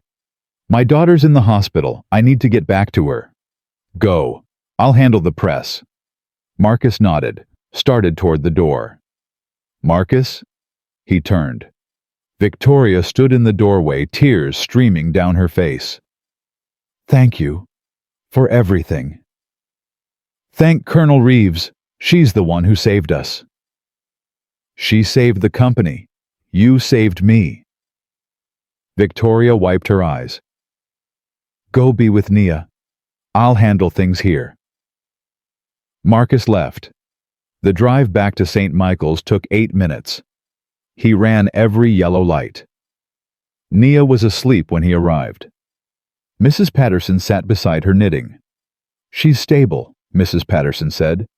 "Doctor says she can probably go home tomorrow." Marcus collapsed into the chair on Nia's other side, took her hand. "You look exhausted," Mrs. Patterson said. "Long day. Did you save the people?" Marcus thought about Harrison's face, about Reeves walking through that door, about the relief in Victoria's eyes. "Yeah, I think I did." Mrs. Patterson smiled, gathered her things. "I'll come back in the morning. You should sleep." "I'm not leaving her." "I know. That's why I brought this." She pulled a blanket from her bag, handed it to him. Hospital chairs are cold. After she left, Marcus sat in silence, watching Naya breathe, listening to the monitor's beep. His phone buzzed. Text from Victoria. Press conference went well. Harrison's story completely debunked. Media's calling you a hero. Again. He didn't respond. Another buzz. Photo from Victoria. News headline. Hotel CEO defends war hero against fraudulent attack. He smiled. Set the phone aside. None of it mattered. Not the headlines. Not the vindication. Not the victory. Only this. Only her. Naya stirred, opened her eyes. Daddy, you came back. I promised, didn't I? She smiled. Weak but real. Did you save the people? Yeah, baby. I saved the people. Good. Her eyes closed again. Heroes always save people. Marcus pulled the blanket over himself. Settled into the chair. Not always, he whispered. But we try. He stayed awake until midnight, watching her breathe, listening to her heartbeat on the monitor. Then finally, he slept. The morning brought clarity. Dr. Chen arrived at 7 with test results. Nia's crisis had been triggered by dehydration and stress. Her body was responding well to treatment. She can go home this afternoon, Dr. Chen said, but we need to talk about prevention. Marcus nodded. Whatever it takes. Her current medication regimen is adequate, but there are newer treatments available, more expensive but more effective. They could significantly reduce the frequency and severity of her crises. How much? With insurance, probably $400 a month out of pocket. Marcus didn't flinch. A month ago, that number would have been impossible. Now, with his new salary, it was manageable. Do it. I'll put in the referral. A specialist will contact you within the week. After the doctor left, Nia woke up fully, alert, hungry, complaining about hospital food. Daddy, can we get pancakes when we go home? We can get whatever you want, baby. Even ice cream for breakfast. Let's not get crazy. She laughed, that laugh that made everything worth it. At noon, Victoria called. How is she? Better. Going home this afternoon. Thank God. Victoria paused. Marcus, take the rest of the week off. Be with her. I can't. You can, and you will. That's an order from your CEO. Her voice softened. The company will survive without you for a few days. Your daughter needs you more. Marcus felt something loosen in his chest, something he'd been carrying for years. Thank you, Victoria. Thank you for everything you've done. She paused. And Marcus. The board voted this morning. Harrison's been permanently removed. The general is taking over as interim chairman. Good. There's more. They want to give you a commendation. Public recognition for your service. A ceremony at the company gala next month. Marcus closed his eyes. I don't need that. I know you don't. But they want to give it anyway. And honestly, I think you should let them. Why? Because Naya deserves to see her father honored. Because the world should know who you really are. Victoria's voice was warm. And because you've spent 5 years hiding in the shadows. Maybe it's time to step into the light. Marcus looked at Naya, who was drawing pictures on a napkin. I'll think about it. That's all I ask. They took Nia home that afternoon. The apartment felt different now. Smaller, but warmer. Mrs. Patterson had been there, fresh flowers on the table, groceries in the fridge, Nia's favorite blanket laid out on the couch. Nia settled in immediately, demanded her pancakes, demanded her cartoons, demanded her father's undivided attention. Marcus gave it all. For 4 days straight, he did nothing but be her dad. They watched movies, built Lego castles, cooked terrible meals that somehow tasted perfect, talked about school and friends and dreams for the future. On the 3rd day, Naya asked the question he'd been dreading. Daddy, am I going to be sick forever? Marcus set down the Lego brick in his hand, gave her his full attention. Your sickness is part of you, baby, but it doesn't have to control you. Some kids at school said I can't do normal things, that I'll always be different. You are different. Different isn't bad. But I want to run and play and not get tired. Marcus pulled her onto his lap. Listen to me, Nia. I knew men in the army who had all kinds of problems. Bad knees, bad backs, bad hearts. You know what made them soldiers? What? They didn't let their problems stop them. They found ways around them. They adapted. He looked into her eyes. You're going to have hard days. Days when your body doesn't cooperate. But you're also going to have good days. Days when you feel strong. And on those good days, you're going to do amazing things. Like what? Like whatever you want. Doctor, teacher, artist, astronaut. Can sick people be astronauts?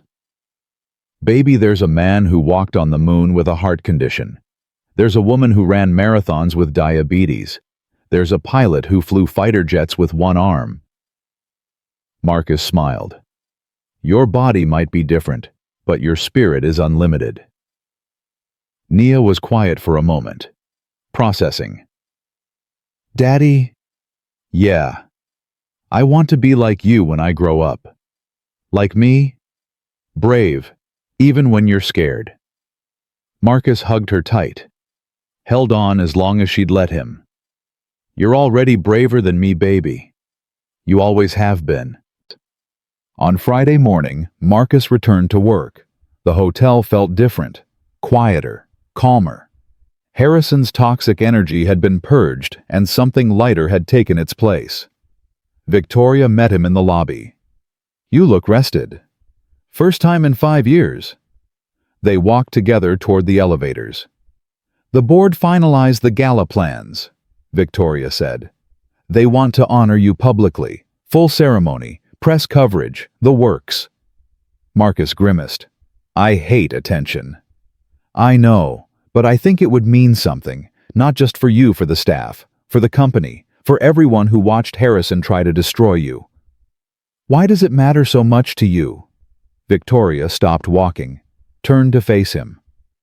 Because when I first met you, I saw a janitor, someone to dismiss, someone beneath my notice. Her voice dropped. And then I learned who you really were, what you'd sacrificed, what you'd survived, and I realized that I'd been looking at people wrong my entire life. She took a breath.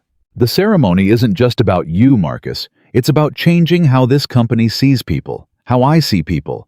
It's about proving that worth isn't measured by titles or degrees, it's measured by character. Marcus studied her face, the sincerity, the growth. You've changed. I'm trying to. Your mother would be proud. Victoria's eyes glistened. I hope so. I really hope so. They rode the elevator in comfortable silence. At the executive floor, Victoria spoke again. There's one more thing. The board wants to create a new program, a scholarship fund for employees' children, medical support for families in need. That sounds expensive. It is. But Richardson doubled his commitment when he heard about it, said he wants to support companies that invest in their people. Victoria smiled. He asked specifically that it be named after you. I don't want that. I told him you'd say that. So we compromised. She handed him a folder. The Williams Family Foundation, for employees facing exactly what you faced. Medical bills, single parents, people falling through the cracks. Marcus opened the folder, read the proposal. His name wasn't attached, just the mission, just the purpose. This is, his voice caught. This is what Keisha would have wanted. Tell me about her, someday, when you're ready. She was a nurse, spent her whole life helping people who couldn't help themselves. When she died, he stopped, composed himself. When she died, I thought that part of me died too, the part that believed in good. But it didn't. No, Nia kept it alive. And now, He looked at Victoria. Now maybe other people can keep it alive too. Victoria placed her hand on his arm. You're a good man, Marcus Williams. Don't let anyone tell you different. He nodded, couldn't speak. Some things didn't need words. That evening, Marcus picked up Nia from Mrs. Patterson's. She was bursting with energy, talking nonstop about school and friends and a boy named Tyler who ate glue. Daddy, can we get pizza for dinner? We had pizza Tuesday. That was forever ago. It was 3 days ago. Exactly. Forever. He laughed. Ordered the pizza. They sat on the living room floor, eating straight from the box, watching cartoons. Daddy. Yeah, baby. Are you happy? Marcus looked at her. This girl who had survived so much, who asked questions no 9-year-old should ask. Yeah, baby. I'm happy. Good. She took another bite. Because I'm happy too. What makes you happy? Pizza. Cartoons. You. In that order. She grinned. Maybe. He threw a napkin at her. She threw it back. They ended up in a napkin war that lasted 20 minutes and left paper scattered across the entire apartment. Later, after she was bathed and brushed and tucked into bed, Marcus sat on the edge of her mattress. Daddy. Yeah. Thank you for coming back. When I was in the hospital, I know you had to go save people. You're the only person I needed to save baby. But you did both. You saved me, and you saved the people. She smiled. That's what makes you special. Marcus kissed her forehead. Good night, Nia. Good night, Daddy. She closed her eyes. Then Daddy. Yeah, I love you. All the way to the moon and back. His heart cracked. Healed. Cracked again. I love you too, baby. All the way to the moon and back. He turned off the light. Stood in the doorway. His daughter. His purpose. His peace. Everything he'd lost. Everything he'd found. The shadows were still there. They always would be. Damon. Keisha. The men he couldn't save. But the light was there too, growing stronger every day. And for the first time in 5 years, Marcus Williams believed that the light might actually win. The gala arrived on a Saturday evening in late October. Marcus stood in front of the mirror, adjusting a tie he hadn't worn since Keisha's funeral. Black suit, white shirt, silver cufflinks, a gift from Colonel Reeves engraved with his old call sign, Shadow Wolf. He hadn't used that name in 5 years, hadn't wanted to. The man who carried that name had seen too much, lost too much, carried too much. But maybe it was time to stop running from who he used to be. Daddy, you look like a movie star. Nia burst through the bathroom door, spinning in her new dress. Purple, with silver sparkles. She'd picked it out herself, spent 20 minutes in the store debating between this one and a pink one with bows. You look beautiful, baby. I know. She grinned, no false modesty. Mrs. Patterson did my hair. She said I look like a princess. She's right. Nia studied him in the mirror. Are you nervous? A little. Why? You're just getting an award. You've done way scarier stuff. Marcus laughed. She wasn't wrong. Sometimes the scary stuff is easier. You know what to do. Fight or run. Win or lose. He knelt down to her level. But this standing in front of people, letting them see you, that's different. Why? Because when you're fighting, you're in control. When you're being seen, you're not. Nia thought about this. Then she took his hand. I'll be there, Daddy. If you get scared, just look at me. I'll make a funny face. Marcus pulled her into a hug. What did I do to deserve you? You got lucky. Yeah, I really did. The Grandview ballroom had been transformed. Crystal chandeliers, white tablecloths, 500 guests in formal attire, executives, politicians, military officials, press. The company had spared no expense. Marcus entered through the main doors, Nia's hand in his. Every head turned. He felt exposed, vulnerable, like a target in an open field. Then Nia squeezed his hand. "You've got this, Daddy." He squeezed back. Victoria met them near the entrance. She wore a silver gown, elegant but understated. The Ice Queen image was gone completely, now replaced by something warmer, more human. "Marcus, Nia." She knelt down eye level with the girl. "You look absolutely stunning." "Thank you. You look like Elsa." Victoria laughed. "That's the nicest thing anyone said to me all week." She stood turned to Marcus. "How are you holding up, surviving?" "You'll do more than survive. You'll shine." She gestured toward the crowd. "These people came to see a hero. Don't disappoint them." "I'm not a hero."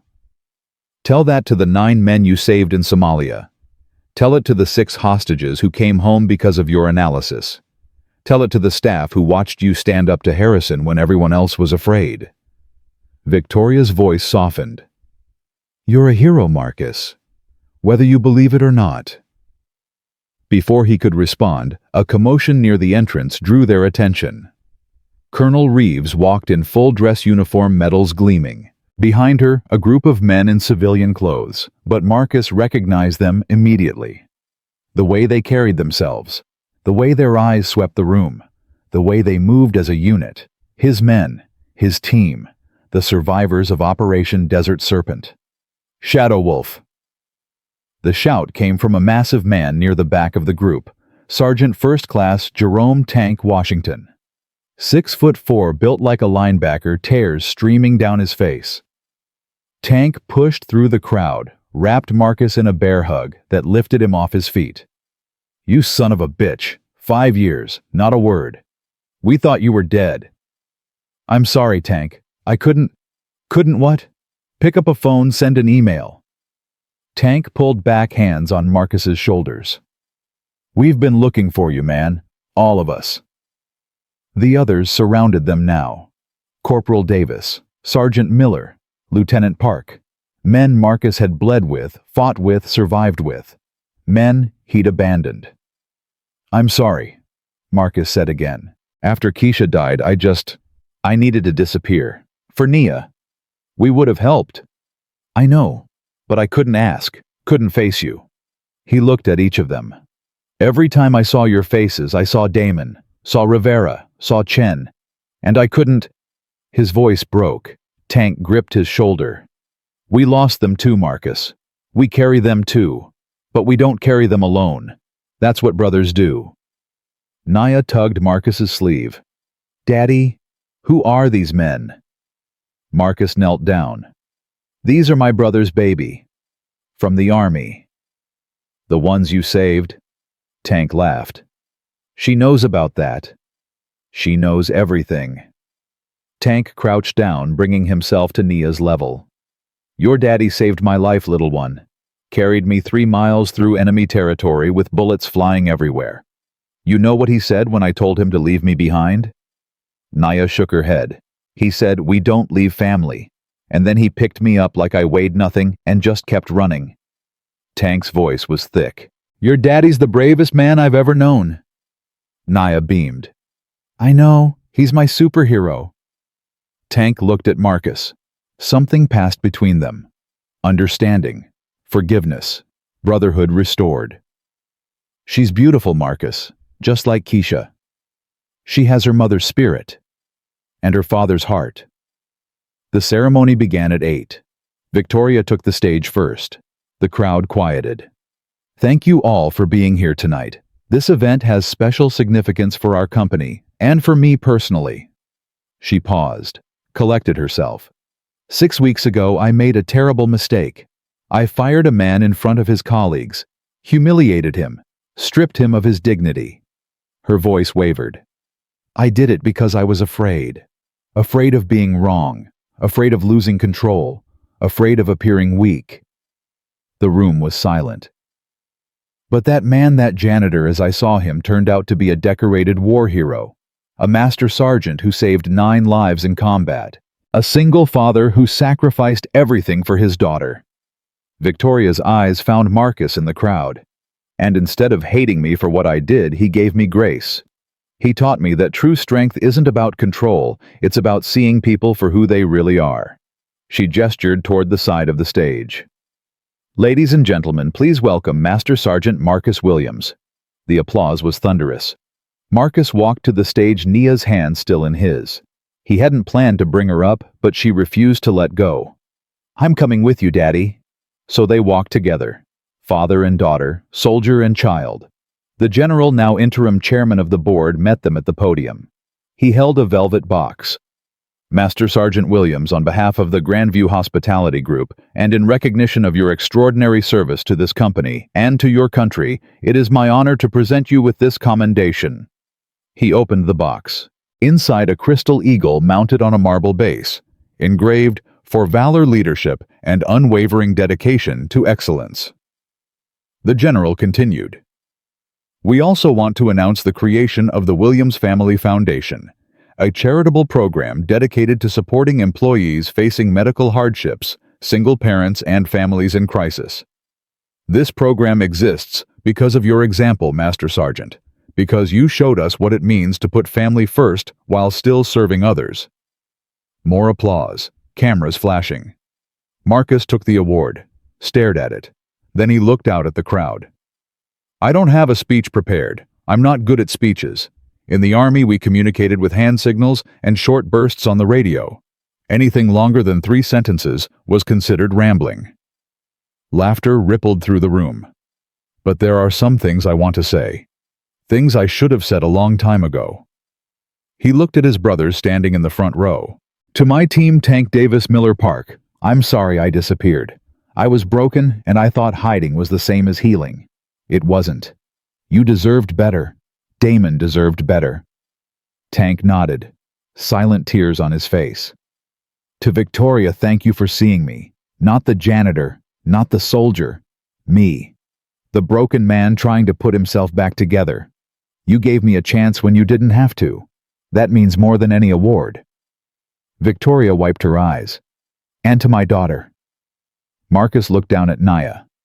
Everything I am, everything I've done since your mother died, it's all been for you. You're the reason I get up in the morning. You're the reason I keep fighting. You're the reason I believe tomorrow can be better than today. Nia looked up at him. I love you, Daddy. I love you too, baby. All the way to the moon and back. The room erupted, standing ovation. 500 people on their feet applauding a man who'd spent 5 years trying to be invisible. Marcus stood there, award in one hand, daughter's hand in the other, and let himself be seen. It terrified him. It also healed him. After the ceremony, the reception spilled across the ballroom. Marcus found himself surrounded by people he'd never met. Executives wanting to shake his hand. Military officials wanting to reconnect. Reporters wanting interviews. He handled it with the same calm he'd handled combat. One person at a time. One conversation at a time. One step at a time. Colonel Reeves found him near the bar. You did good up there, Master Sergeant. Felt like I was back in the kill zone. She laughed. Public speaking is worse than combat. At least in combat you can shoot back. They stood in comfortable silence for a moment. The Army misses you, Marcus. I'm done with the Army. I know, but I wanted you to hear it anyway. Reeves paused. What you did for those hostages in Sudan, the analysis, the planning, it saved lives. The Pentagon took notice. I'm not going back. I'm not asking you to. But I am asking you to consider something else. What? Consulting. Part-time. Remote. When situations arise that require your specific expertise. Reeves met his eyes. You have gifts, Marcus. Gifts that could save more lives. I'm not asking you to leave your daughter. I'm asking you to use what God gave you. Marcus thought about it. About the satellite imagery he'd analyzed from his living room. About the pattern recognition that came as naturally as breathing. I'll think about it. That's all I ask. Reeves glanced toward the dance floor where Nia was teaching Tank some kind of elaborate hand clap routine. She's special, your daughter. She's everything. Then make sure she knows it, every day. Kids grow up fast. Reeves's voice softened. I have regrets, Marcus. Years I can't get back. Don't make my mistakes. She walked away before he could respond. At 10 o'clock, Victoria found Marcus on the balcony. The night was cool. Stars visible despite the city lights. Music drifting from inside. Hiding out here, recovering. She joined him at the railing. You were amazing tonight. I survived. More than survived. You inspired people. She turned to face him. I've had 3 board members tell me tonight that they want to implement similar programs at their own companies. The Williams Foundation is going to change lives, Marcus. It's not about me. It's absolutely about you. Your story. Your example. Victoria paused. You made me want to be better. You make everyone want to be better. Marcus was quiet for a moment. Then, your mother would be proud. Victoria's breath caught. You think so? I know so. You've built something real here, something lasting. That's not easy. It feels easy when I have the right people beside me. She touched his arm. Thank you, Marcus, for everything. Thank you for seeing me. Seeing you is the easiest thing I've ever done. They stood together, watching the stars. Inside, Nia was dancing with Tank, spinning in circles, laughing. Marcus watched her through the glass. She's going to be okay, Victoria said. I know. So are you. He looked at her. This woman who'd humiliated him, who'd fired him, who'd forced him back into the light. Yeah, he said. I think I am. The gala ended at midnight. Marcus carried a sleeping Nia to the car. Tank and the others promised to visit. Victoria promised to call. The drive home was quiet. City lights flashing past. Nia's soft breathing from the back seat. Marcus thought about the night, about the applause, about the faces of his brothers, about everything that had changed in 6 short weeks. He'd walked into the grand view a janitor, a ghost, a man hiding from his past. He was walking out something else, something he hadn't been in years. Whole. At home, he carried Nia to her bed, tucked her in, watched her sleep. His phone buzzed. Text from an unknown number. He opened it. A photo. Sarah Chen, the doctor he'd helped rescue from Sudan, standing with her daughter Lily. Both smiling. Both safe. The caption, because of you. Thank you, Shadow Wolf. Marcus stared at the photo for a long time. 2 little girls. One in Sudan. One in his apartment. Both alive because he'd chosen to act when others couldn't. Maybe that was enough. Maybe that was everything. He put the phone away, sat in the chair beside Nia's bed. Daddy? Her voice was sleepy, half awake. Yeah, baby. Tonight was fun. It was. Your friends are nice. Tank is funny. He is. Daddy. Yeah. I'm proud of you. Marcus's chest tightened. I'm proud of you too, baby. I know. She smiled, eyes still closed. But you never say you're proud of yourself. You should. What? Mrs. Patterson says people should be proud of who they are, not just what they do. Nia yawned. You should be proud of who you are, Daddy. You're really good. She drifted back to sleep.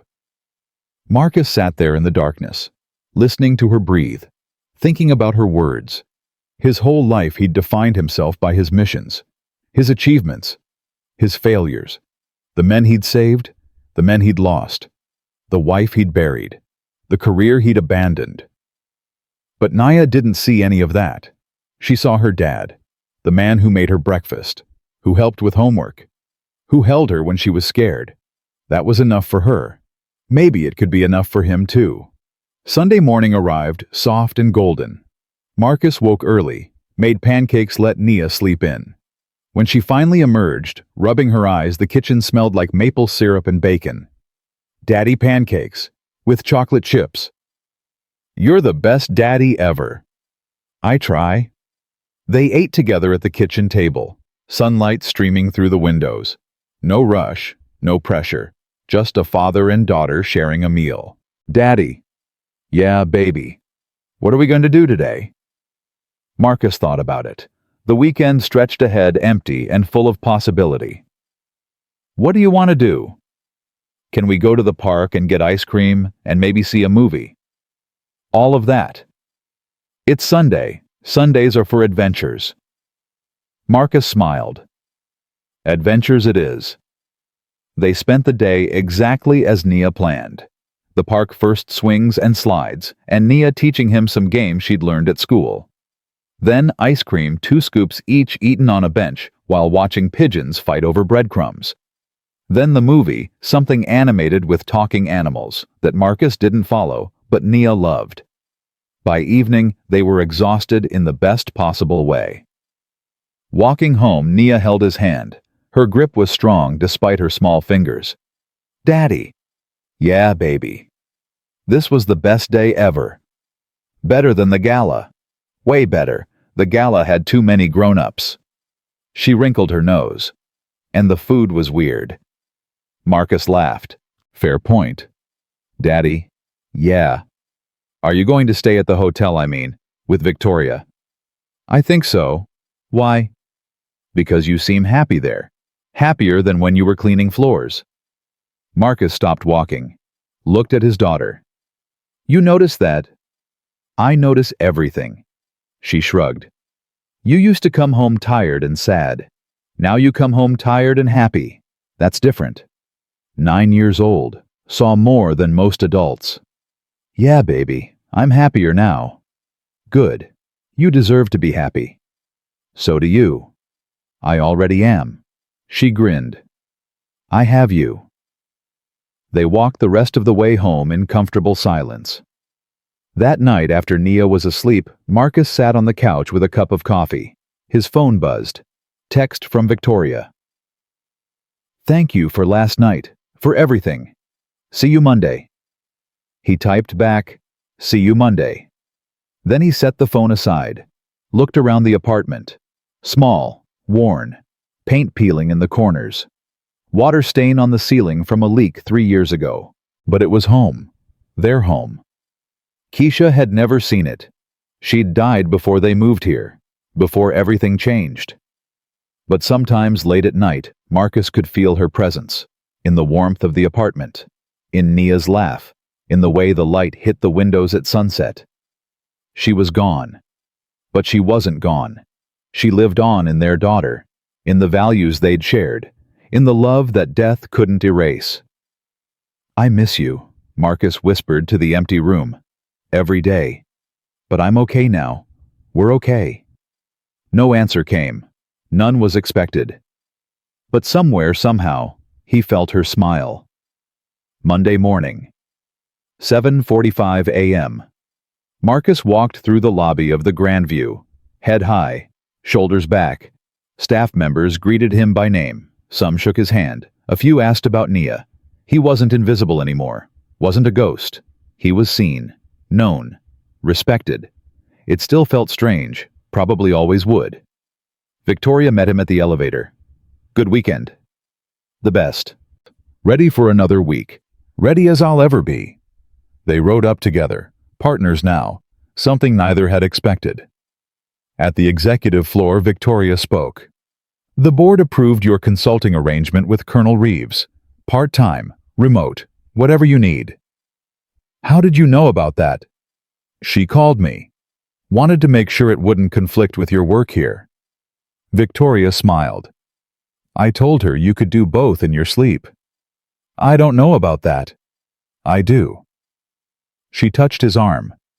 You're remarkable, Marcus. The world needs more of what you have. Before he could respond, his phone buzzed. Mrs. Patterson. Nia's off to school. She said to tell you she loves you and to save lots of people today. Marcus smiled. Typed back, tell her I'll try. He put the phone away. Looked at Victoria. Let's get to work. The day unfolded like any other. Meetings, security briefings, protocol reviews, crisis prevention. But nothing about it felt ordinary. Because Marcus Williams wasn't hiding anymore.